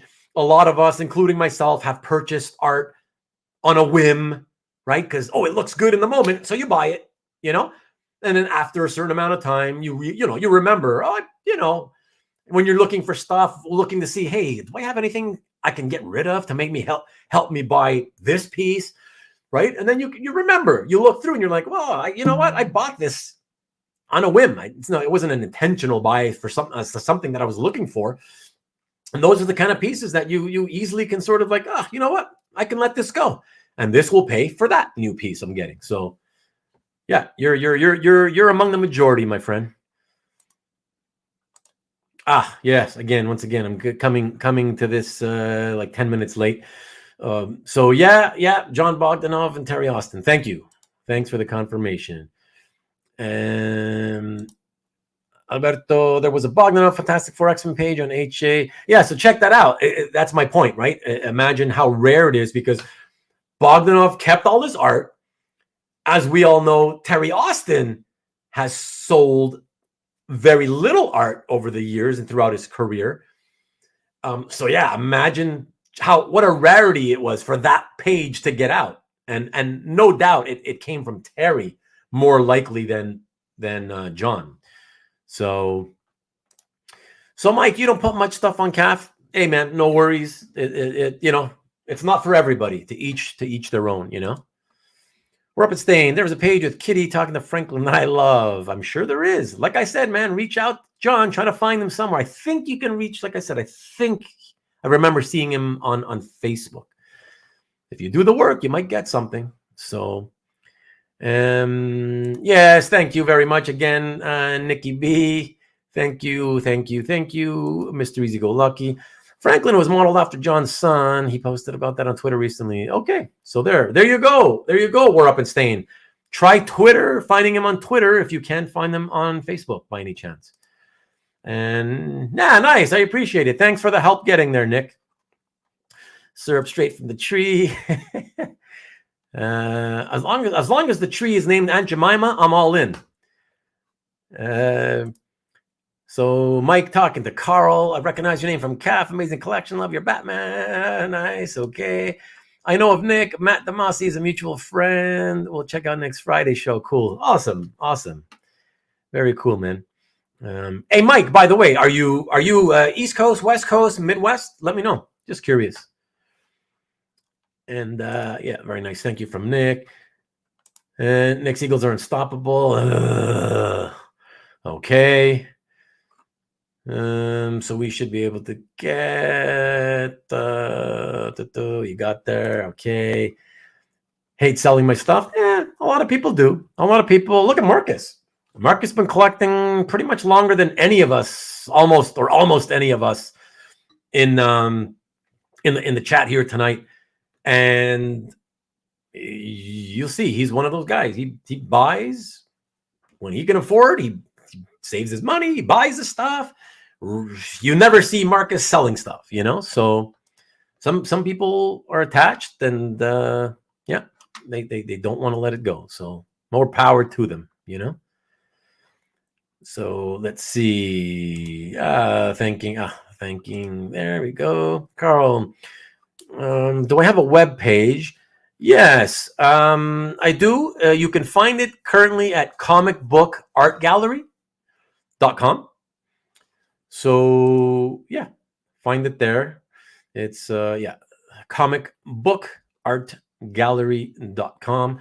Let me see if one of my, I don't think any of my old banners I have here. No, I don't have an old banner with it, with the name. But yeah, it's easy enough to remember, even though it's long. Comic Book Art Gallery.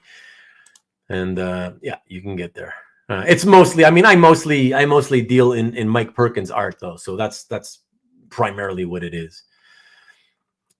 And yeah, Alberto also, doesn't sell pieces. Yeah, you know, there's definitely people who don't, and there's plenty who do, you know. So back to the football talk. Well, I'm not an Eagles fan. I live right outside Philly, and when they win, everyone is in a great mood. Okay, much better than the alternative. That's for sure. That's for sure. Yeah, I mean, yeah, Marcus, great, man. For once, I'm coming in. I'm coming in literally in the same minute that you posted it.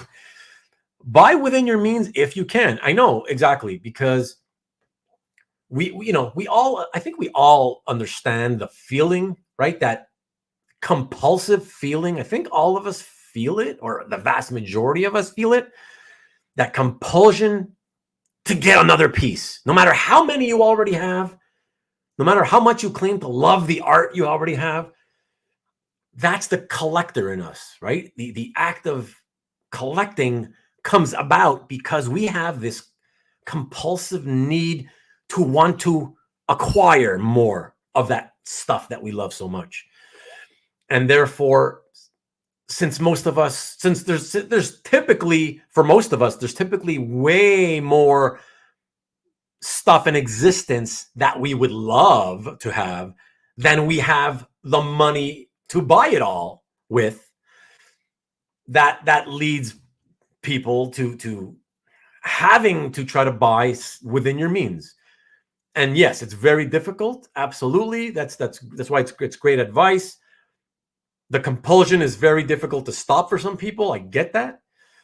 But yeah, you have to accept that you can't have it all, no matter how badly you may want it, right? Keep reality in check when it comes to the hobby. Remind yourself from time to time, as much as you feel compulsed to go get something else, even though you may not be able to afford it, right? Keep in mind, remind yourself that you can't afford it all. Even if you go and you go overboard, and let's say you get that next piece, even though you didn't really have the money to do it with, you know, whether it's by putting it on a credit card that you're going to have to carry a balance on, that's going to accrue crazy interest, or whether you're out there, like some people have, taken out loans or borrowed against the house, the whatever other assets they may have, right? If you've done that, try to keep in mind that it's never going to satiate you, because even if you do that, now you're in hock, right? You owe somebody, and that's still not going to satiate you other than momentarily. There's other things that will come up in the near future that you're also going to want. You cannot buy that one, right? You cannot then suddenly borrow more money or put more on your credit card. I mean, I guess you could put it on your credit card, but it's a self-fulfilling prophecy. Ultimately, if you do that, you're going to keep doing it, and you're going to get to the point where the interest is accruing so much, you're not going to be paying it off. The art costs you over the long term way, way more than it's worth, you know, and it's not a good feeling being in debt. So yeah, you just stay within your means if you can, like I said. And like Marcus says, it's difficult, but definitely something you got to try to do, you know. Or up and stain. So off topic, I've gone to the website to buy that chair you have more than a few times, but never pulled the trigger. How do you like my chair? Great question, man. So I love my chair. All right. I love my chair. Here, let me just show for those people who may not have seen it. So it's the Superman chair, and got red trim on the back. Got the logo also on the back. All right. It's very, very solid, incredibly well built. The bottom line is it comfortable? So that's hard for me to tell you. What I can say is it's hard. So what they do is they use a very, very hard sponge for the seat, incredibly hard. But that's the same reason that these chairs, everybody will tell you, these chairs seem to last many years. In other words, the cushion lasts, right? In the past, every other chair I ever bought, which typically cost me anywhere from like $180 to $300, right? At like your local Staples type stores, all those, no kidding, within no more than 3 months, the cushion, the padding was worn out for the most part, right? And that just pisses me off. I'm like, Jesus, even at the cheapest price, $180, for $180, I absolutely expect the cushion in my seat to last a lot longer than just 3 months, But anyways, in spite of the cushions that they use here at Secret Lab for these chairs being hard, I find it like it doesn't hurt me.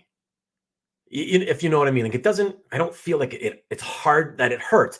Again, if you look at all the reviews online though, the people that give the negative reviews, some of them are going to tell you, oh, but it's so hard. Oh, my ass is hurting or whatever, I don't know. I can tell you that at some points I do feel pain, but, and I say big, big but, because I know you're probably going, okay, I'm out. No, I feel pain because I have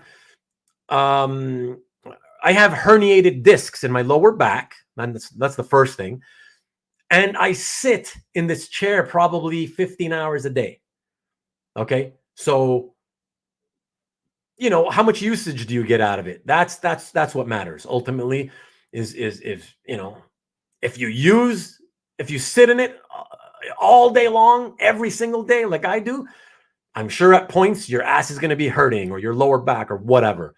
That's all I can tell you. But yeah, that's the key thing to these chairs. Well built. It's up to you to, see if you want to take that chance and buy something that is a hard cushion. Because you can't try it, right? You can try it. You could buy it, but that's the thing. You have to buy them, assemble them, because you got to assemble it yourself. But with a very helpful online video, which is, it's convenient. But yeah, and then if you decided you didn't want it, you'd have to disassemble it, repack it, and it's a kind of a pain in the ass to have to return it. So, so there you go, man. I hope that helps.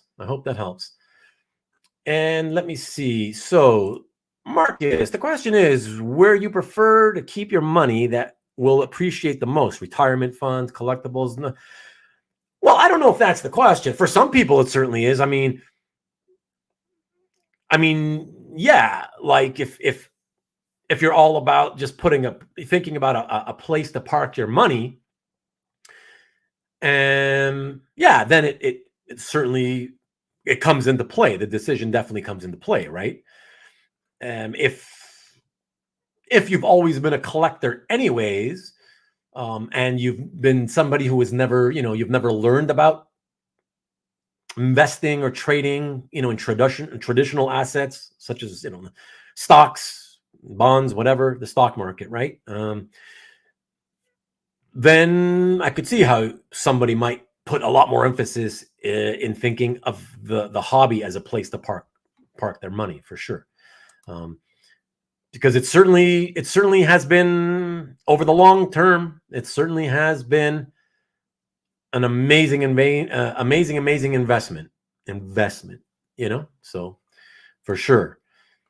People bug me to sell every day. It's painful to even think of it with many items. Yeah, look, a lot of people get bothered every day. It is what it is. As long as you can hold out, you don't want to sell it.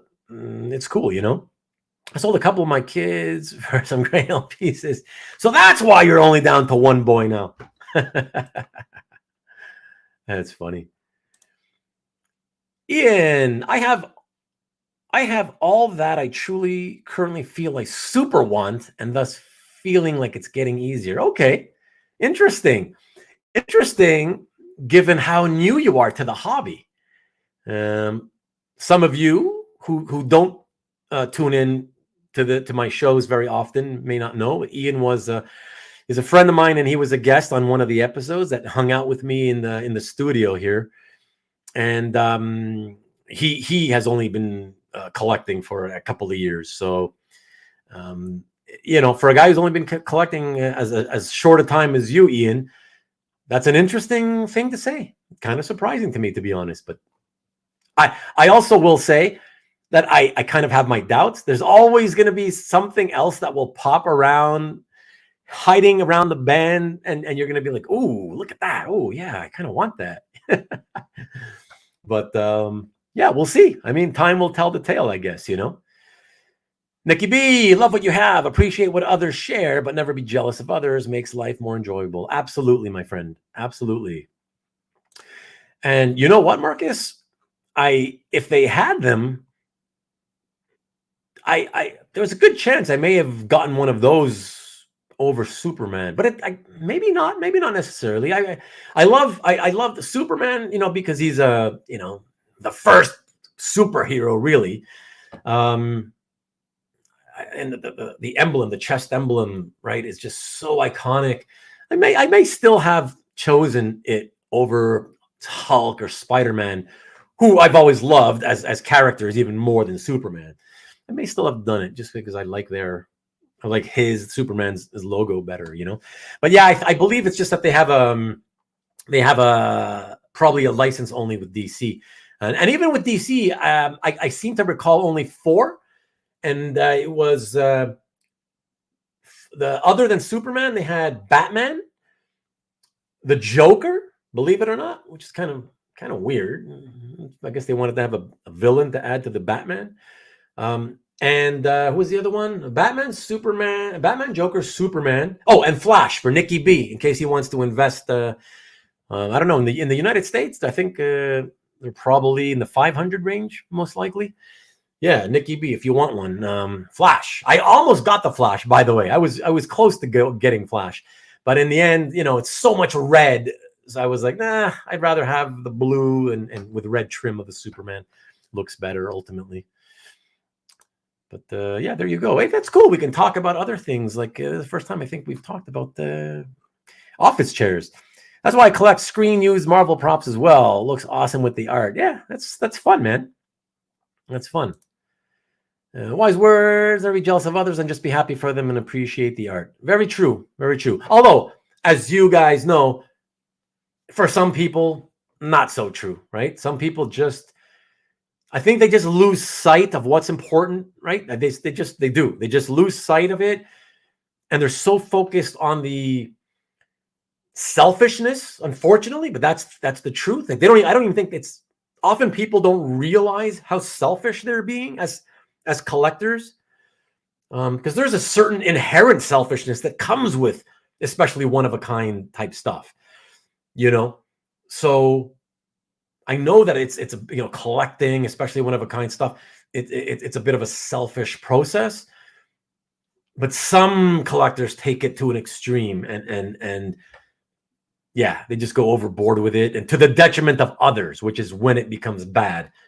And those are the people in this hobby who ultimately people hate, and people talk behind their backs all the time because they're just so well hated for the way they behave, I have the Captain America chair like this. Oh, so there is a Marvel one, but is it Secret Lab who makes it, or is it another manufacturer? I don't remember seeing the Marvel ones on the Secret Lab website. And Mike, I feel like you're talking to me right now. Serious self-control issues on this hobby. Been very difficult. Yeah, man. That I can't deny, right? That I can't deny. The fact that, again, it's the inherent compulsive feeling that most collectors get. Some of us all the time. And we just put a clamp down on it, some of us feel it stronger than others, but it can be difficult. Absolutely. You're not alone. We've often joked, you know, that for some of us, it would be helpful to have a 12-step program for you know, the addictive nature of collecting, you know. So you're not alone, believe me. But I think the key is, it's good that you're conscious of it. That is the key to that, is to, if you're conscious of it, then at least you can occasionally remind yourself, or if you forget, you know, you'll eventually sort of remind yourself, like, whoa, wait a second, what am I doing? What the hell am I thinking? You know, you'll have that tendency. That'll happen from time to time, because you are concerned. You already have that thought in the back of your head that you're aware that it's difficult to control yourself, you know? So being aware is important. It's the people that have no self-awareness that often get into trouble, right? And suddenly here comes the, oh, I'm gonna buy everything in sight, even when I don't have money. I'll use debt. Yeah, that's where the trouble begins. So it's a hobby where you can't have it all. Very true, as I said before, as well as great art at all price points. Sharing and conversing has gained me plenty of like-minded friends. Exactly, Carl. And I have no doubt that you and I, and perhaps some of our mutual friends, we'll see what happens in the future, will, as friends, come together again, as we're doing tonight and every Friday night. So, sorry, Nikki. You see, Nikki B. I'm shilling for you again now. Every Sunday night, in my case, yeah, to shoot the breeze on the hobby, right? That's it. So I'm sure we'll figure out something Superman related to do. Like I said a couple of months ago on the other show that I did, maybe because it's the 85th anniversary coming this year or whatever. So, but either way, we'd love to have you on. We'll do something together. That'd be great. We'd love to have you anytime for any topic, any reason. All right. And that's just because you use buns of steel. That's funny. Or maybe it's just a pretty comfy chair, even given the fact that it's so hard sponged, you know? I have crazy fantasies of me running on a playground and with unattainable art. Fun times, laughing together. A side glance possibly, but never jealous when I see it in other collections. Well, that's good, Ian. Good for you, certainly. There would be also a fun soundtrack. Nice. Coffee could help you with that. He always loves to put soundtracks to the art. So that's funny. Mike, hey, Mike, in all honesty, thank you so much. Not only for taking Dino's suggestion to heart and checking out my show, but also for being so active as you have been. I love that. It's very rare that somebody new coming in for the first time will also be outgoing enough and have the courage to step into the chat and participate in the chat with comments. So I love it. Thank you so much, man. I appreciate you more than you can imagine. Believe me. Thank you so much. So the ones that you passed on early in your collecting. Okay, so there we go. Now I finally get the answer that I wanted earlier. So only 4 years. So you're fairly new then. So only 4 years ago are the ones that haunt me. Okay, especially when the pieces land in a collection that never sells. Well, that's how it haunts everybody when it lands in what we call a black hole collection. You know. Yeah, you know what? I've said it myself, and I think a lot of people have said it also over the years, that a lot of us regret, if we have any regrets in the hobby, a lot of us have regrets for the things we did not buy, the things we thought, too expensive, or, you know, for whatever reason, you know, and we said, whatever, you know. A lot of us regret that. Interesting, though, that now that I mentioned that and that you mentioned this topic, you know, Nick and I were speaking about a week or two ago privately, and we were chatting, and, you know, I said that to Nick. And interestingly, you know, it wasn't shocking because I know there are people like this, but Nick is one of those people, one of those collectors who takes the opposite view, where if there's anything that he regrets in this hobby, it's that he regrets more than anything, it's the pieces he did already own, and for whatever reasons, one reason or another, ended up selling, you know, and that's what he tends to miss more than anything else, he said. So there are both factions. Definitely, he's not the only guy who feels that way. There are certainly many collectors who ultimately regret what they sold off in the past. You know, I have always been somebody who thinks, okay, if I'm going to part with it, it's because I feel ready to part with it. And as long as I get a price that I'm comfortable with at that moment, I don't typically end up regretting what I've let go. You know, I always feel like art, because art will never die with me. Okay, I'm not taking it to the grave with me. Because of that, I feel like art is always going to be meant to be passed on to other people and owned by many other people. And so therefore, I just feel like eventually it'll hit another person's collection.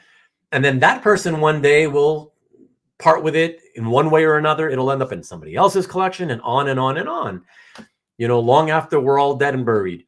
So for that reason, I just learned to live with no regrets. And, you know, very rarely do I regret anything about the hobby. It's not healthy if you do. So, you know, it's okay to regret here and there a few things, but yeah, keep it in check. Keep it in check, you know. Let me see. So we're up and staying. You bought your first piece last February. So you're at 11 at the 11th month mark, about to hit your first year anniversary only. So tell me, we're up and staying. Tell us all, because I know that, you know, we first met because you were hanging out in Nick's chat of his Friday night show, 7 p.m. on the East Coast, 4 p.m. on the West Coast, every Friday. It's called The Experience. So check it out this coming Friday. Yeah, sorry, I just felt like I had to. I felt the need to do that. But yeah, so is it because you were there? Can I guess we're up and staying that? Was that your first purchase on? Did you make a claim on Nick's show? Did Nick? In other words, is Nick essentially responsible? Is Nick's show, Friday night show, responsible for you buying your first piece and starting to collect? Let me know. Let me know. I see. I'm caught up with the comments, and I see that you haven't responded yet, or maybe you have, but yeah, the delay is not bringing me the answer yet. So let's see. Carl, excellent. Yes, love to have it happen. So yeah, we're gonna make it happen, my friend. We're gonna make it happen. Okay. Let me see. Noble chairs. Oh, okay. That's we were talking about the Captain America chair. Okay, that's why. Okay, that's why I didn't see it. VGP has the Captain America chair for sale. Alberto, there you go, my friend. You can get online, open another tab, and start looking for that chair. That's so funny. So last February, okay, still waiting to see what you say. Send me a link, send you a link. Who are you talking to here? Sorry, Nick, I'm out of context. I've fallen behind here. Look. Oh, is this not? It's not Secret Labs. Okay, yeah, right. Sadly. Okay. Marvel fan, number one Marvel fan says just as nice. Okay. And what else do we have? Mr. Easy Go Lucky, thank you. Hey, guys, if you haven't done so, please hit the thumbs up. It's the same as the like button. It looks like a thumbs up icon. Please, would appreciate it. Thank you, Mr. Easy Go Lucky. And Rick, I would like a Captain Kirk chair. Are you a Star Trek fan? Because that would be kind of cool. I got to admit, if it was shaped like the one on the show, that would be pretty cool too. And I think it would be kind of cool, even if you weren't like some mega Star Trek fan, you know. And anyone have one piece of OA that you would never sell monetarily or memory connection wise? Yeah, you guys in the chat answer that question. Let me see. Nick says that this show has inspired me to think about this coming Friday being all art under $400 and maybe something to do with my nephews and goddaughter's birthdays. Okay, well, we'll be there to find out and decide and see what you decided to do, my friend. Okay. The pieces that haunt me are the ones that ended up purchased by the Donnellys. Okay. I think a lot of people have said that in the past for sure. Oops, sorry. Nick, don't put out art that is still on my list. I am powerless to your super deals. See, there you go. For people who don't know, Nick offers super deals. Another reason to watch Nick's show on Fridays at 7 p.m. Eastern, 4 o'clock West Coast. That's Pacific Standard Time. I don't regret what I don't buy. I regret when I sell for the wrong reasons. Okay, yeah, it's basically what I said. Okay. Not when I place them on the experience because that's to grow the hobby. Yeah, that's when you're doing it for such a good reason. Exactly. That's exactly it. So, okay. And you're very welcome. My pleasure, sir. Love helping you out. I love that we can help each other out. So, Nick is the pusher. Exactly. He's the crack dealer. Every Fridays he's dealing the crack to the kids. Impromptu EXP ad. There you go. It's why not, right, Rick? This is an impromptu episode of Comic Art Hangout, so perfectly suited. Right? If there was ever any episode, this is the impromptu episode. So why not? Mike says, really amazing insight. So happy to have joined tonight. Awesome, man. Awesome. And that's what I love even more about doing the show. It's when newer collectors come on and they get something out of it that they might have not otherwise have known, things that you can learn and just little tidbits you can pick up here and there.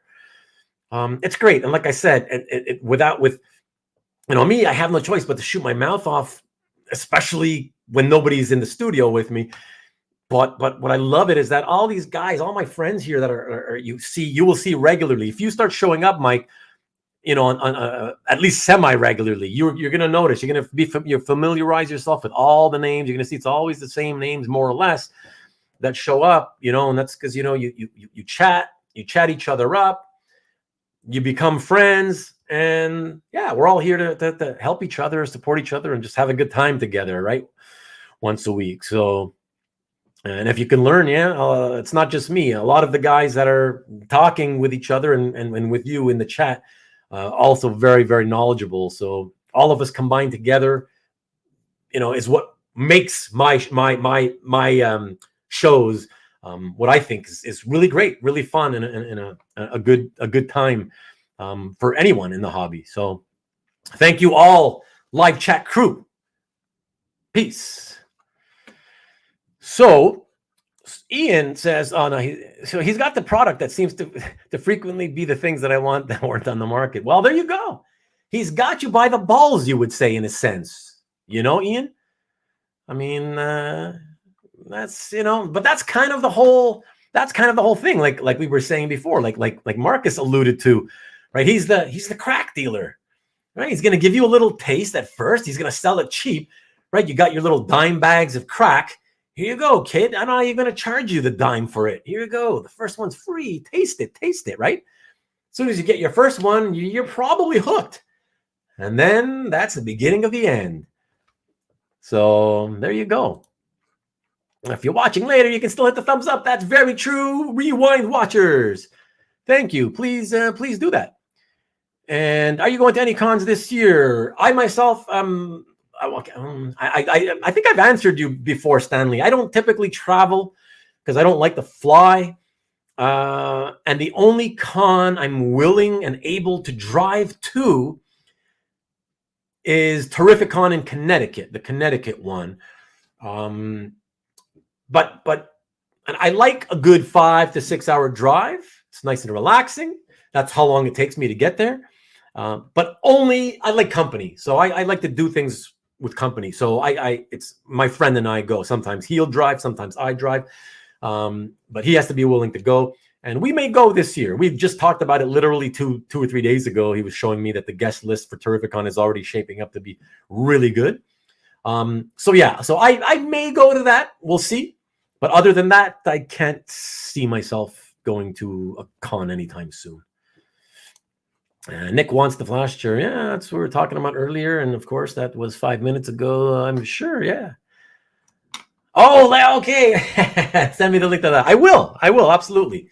Otherwise, just open another tab, Nick, and just like on Google, just type in Secret Lab.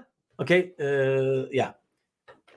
Secret Lab. That's the name, right? Secret Lab. Flash. Just put Secret Lab Flash or Flash Chair, whatever.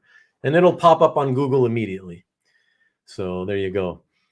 And Ian, my friend, what you talking about here, Willis? Love the Thanos Hulk. Love the SS color guides. Nova. all the stuff that Nick was, all the crack Nick was offering you. I got it. Chrysler from the Earth 8 art. Though broke down and sold some color guides. Oh, yeah. Yeah, you did sell those color guides. If you know what, Nick, if the issue was complete, it's kind of sad that you chose to break it up. Was it complete, the color guides? I mean, it's kind of cool, even though you're not a color guide collector per se. If the fact that you have the complete original art to the issue, if you also had the complete color guides, I wouldn't have broken that up. Let me know if they were complete or not. And We're Up and Stain says that I've been rebuilding my collection in Omnibus and have been watching Gem Mint.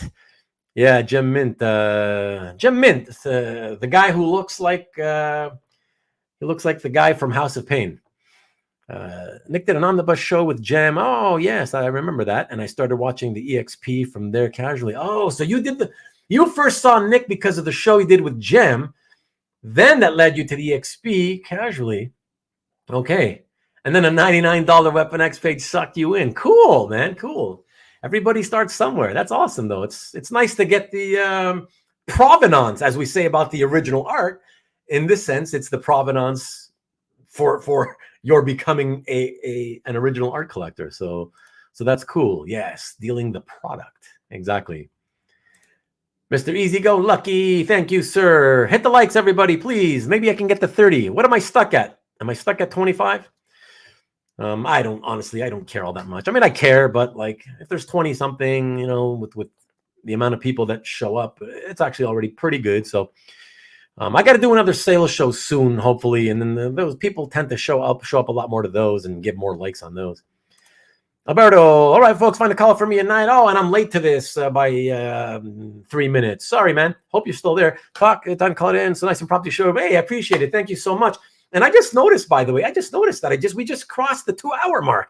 I can't believe it's basically as it's gone as long as one of my typical shows. So very good. Thank you for hanging out tonight. I miss you when you're not here. I don't see you I haven't been seeing you that often, Alberto. So thank you for being able to tune in tonight and for doing it even after I told you that I wasn't going to be doing a show. So I appreciate it, man. I'll talk to you soon.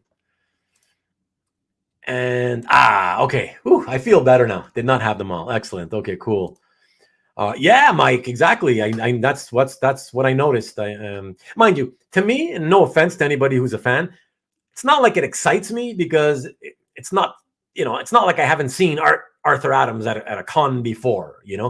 My friend who I go with, he's more interested in seeing the artists. I'm interested in only my primary reason to go to a con, and if I were to approach an artist, typically it's more to see if they have art.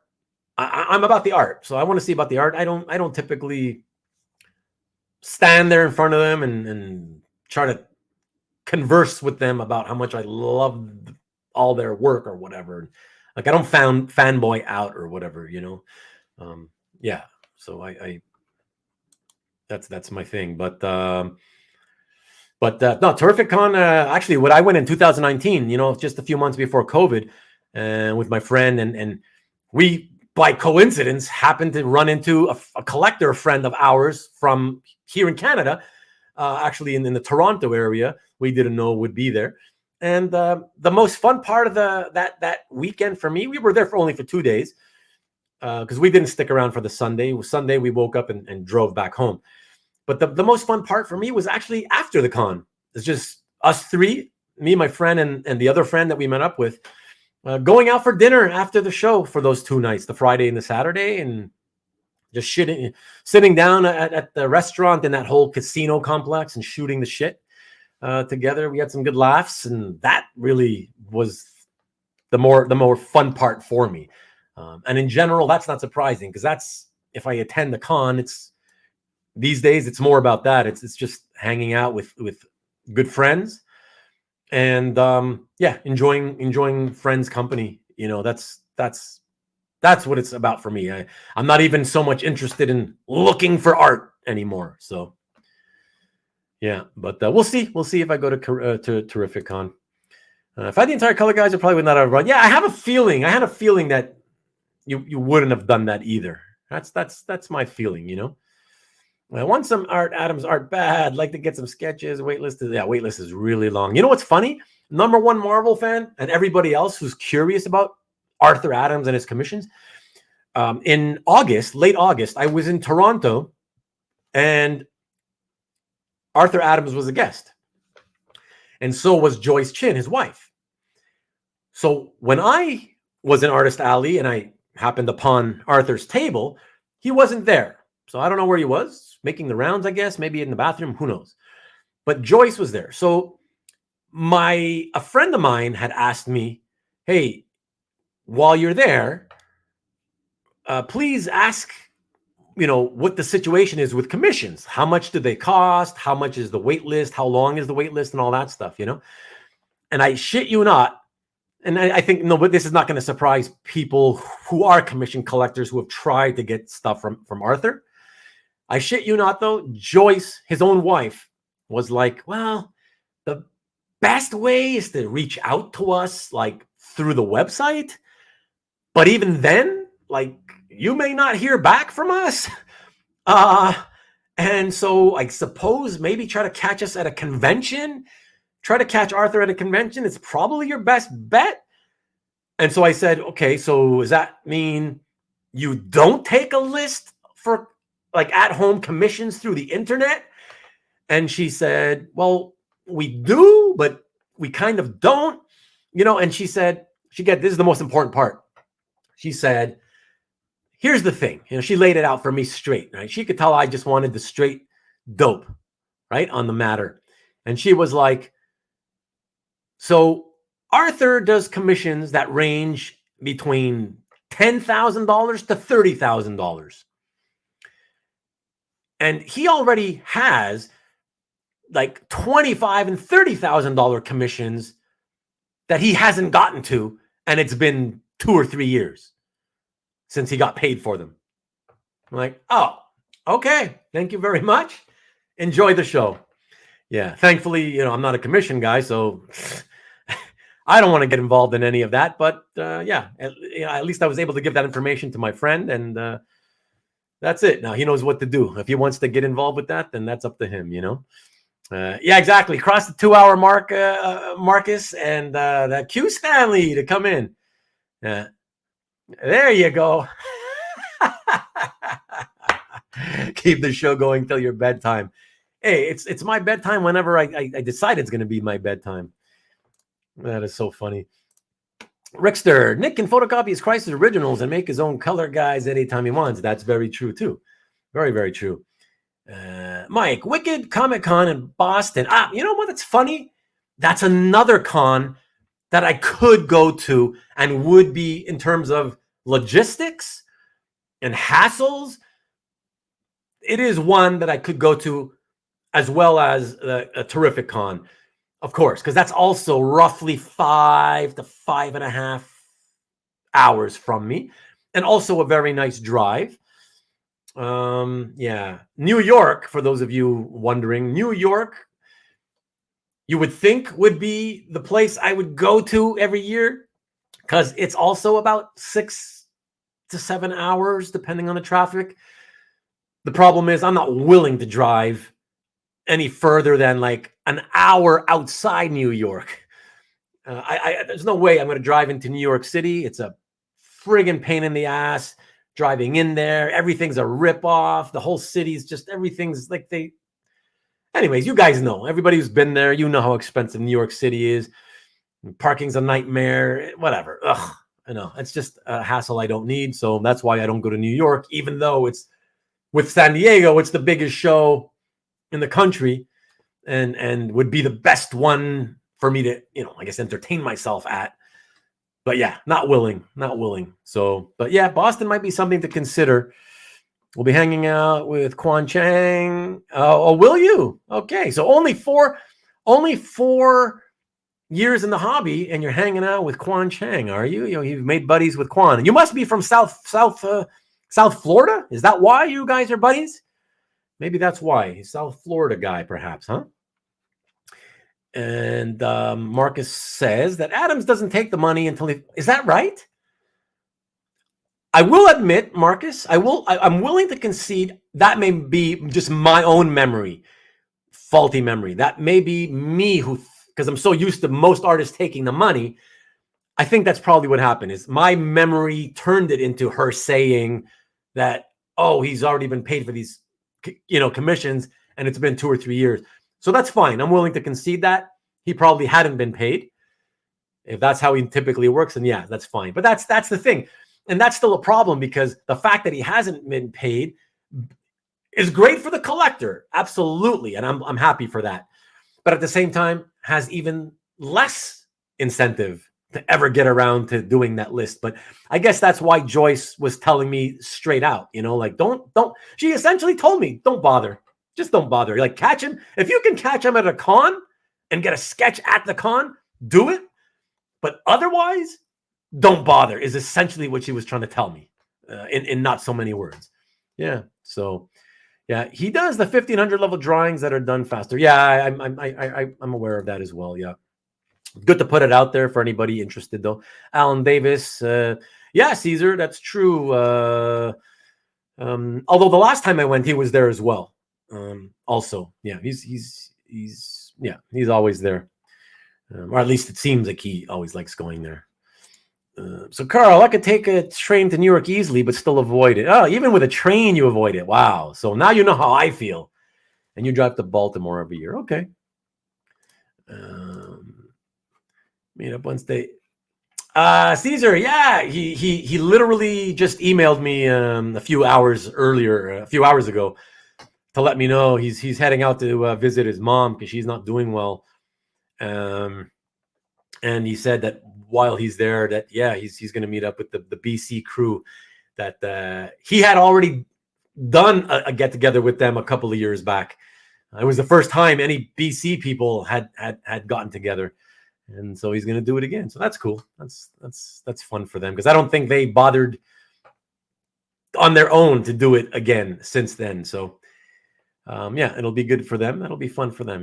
There'd be a handful of guys. There's not that many. Let's see what else. Number one Marvel fan. New York City is a pain in the ass. I have trouble getting out of the city every time and all the damn. Yeah, right. That's another thing, right? The tolls. Exactly. That's the thing. It's like it's not, there's so many things. That's the problem. It's like distance-wise, I'm good, but, I'll get back to that in a second. My wife is stealing me back for one last show before bed. Great visiting with you. Great visiting with you as always. Ian, thanks so much, my friend. And thank Becca for me as well for letting me steal you away. That's awesome. I really appreciate it. Thank her. Be sure to thank her. She's awesome. Miss you when you're not here. And so I really appreciate it when you do, and you are able to finally put the kids to bed and show up. So, always make it. I appreciate it, man. Thank you so much. So thank you. We'll talk soon. Thanks. And good night to you, Nick. And yeah, guys, it's about that time. It's 2.5 hours. Basically, it's hitting the usual time for me. And several people have dropped off as well. It is especially late on the East Coast. So exactly, Carl, thank you so much for showing up. Thanks to all of you. We are going to call it. I'm going to call it a night. And but I'm going to call it, guys. Thank you so much for tuning in as always, especially at last minute notice. on the impromptu show that I was not supposed to do. Really, really appreciate it. And I hope that all of you watching on Rewind enjoy it. I didn't expect that it would go anywhere near this long, given that it was impromptu and at the last second. Thanks to all of you in the chat who brought up topics and asked questions. And it's thanks completely to you guys that this impromptu episode was able to go full length, because I had nothing on my mind other than the football game when I went live, so appreciate it. Like I always say, you guys are as at least as responsible as I am for making Friday nights. Sorry, there you go again, Nikki B. Friday nights, yes, good, but also my Sunday night shows, as fun as they are. So thank you to all of you. Rickster, thanks very much. Really appreciate you as always. And well, too late now, Marcus. Now you did. You ruined the streak. Thank you, Carl. I appreciate you, my friend. And chat roomies, exactly. The live chat crew. All right, no mention of that. Well, now too late for that too. Oh, excellent. Near Boston. Okay, cool. Okay, I guess you just bought some stuff from Quan and became friendly with him. Okay, cool, man. All right, Mike. Hey, appreciate you. As I said earlier, really, really appreciate you. Again, I'd appreciate it if you don't mind hitting the subscribe and notification bell buttons. That'd be awesome. And more importantly, would love to see you back here anytime you can. And who knows, maybe one day you'll even pop in and shoot the breeze with me live in studio. Different things have happened. You never know. But thanks again, everybody. You just can't let that shit go, Marcus. Good luck. And thanks as always, Mr. Easy Go Lucky. Appreciate you, brother. Always, always, always. Thank you so much. And don't forget to tune in next week. And we're going to meet my friend Tony, who was in the chat earlier in the show. And I'm going to leave you guys with this so you remember to check it out. Don't forget to show up next week, because as you can see, Tony is Thanos's official leg breaker. You know Thanos is a badass, and so is Tony. So I appreciate you, Caesar. Thank you very much, buddy. I will talk to you soon. But yeah, don't make Tony mad, because he is going to kick the crap out of you just like Thanos would. All right, everybody. Have a good one. Have a great week. See you on the next show on Friday, 7 p.m., 4 p.m. Pacific, 7 Eastern, 4 p.m. Pacific. And after that, we'll see you again next Sunday for Comic Art Hangout with Tony Chavez Jr. and the live chat crew as usual. Peace.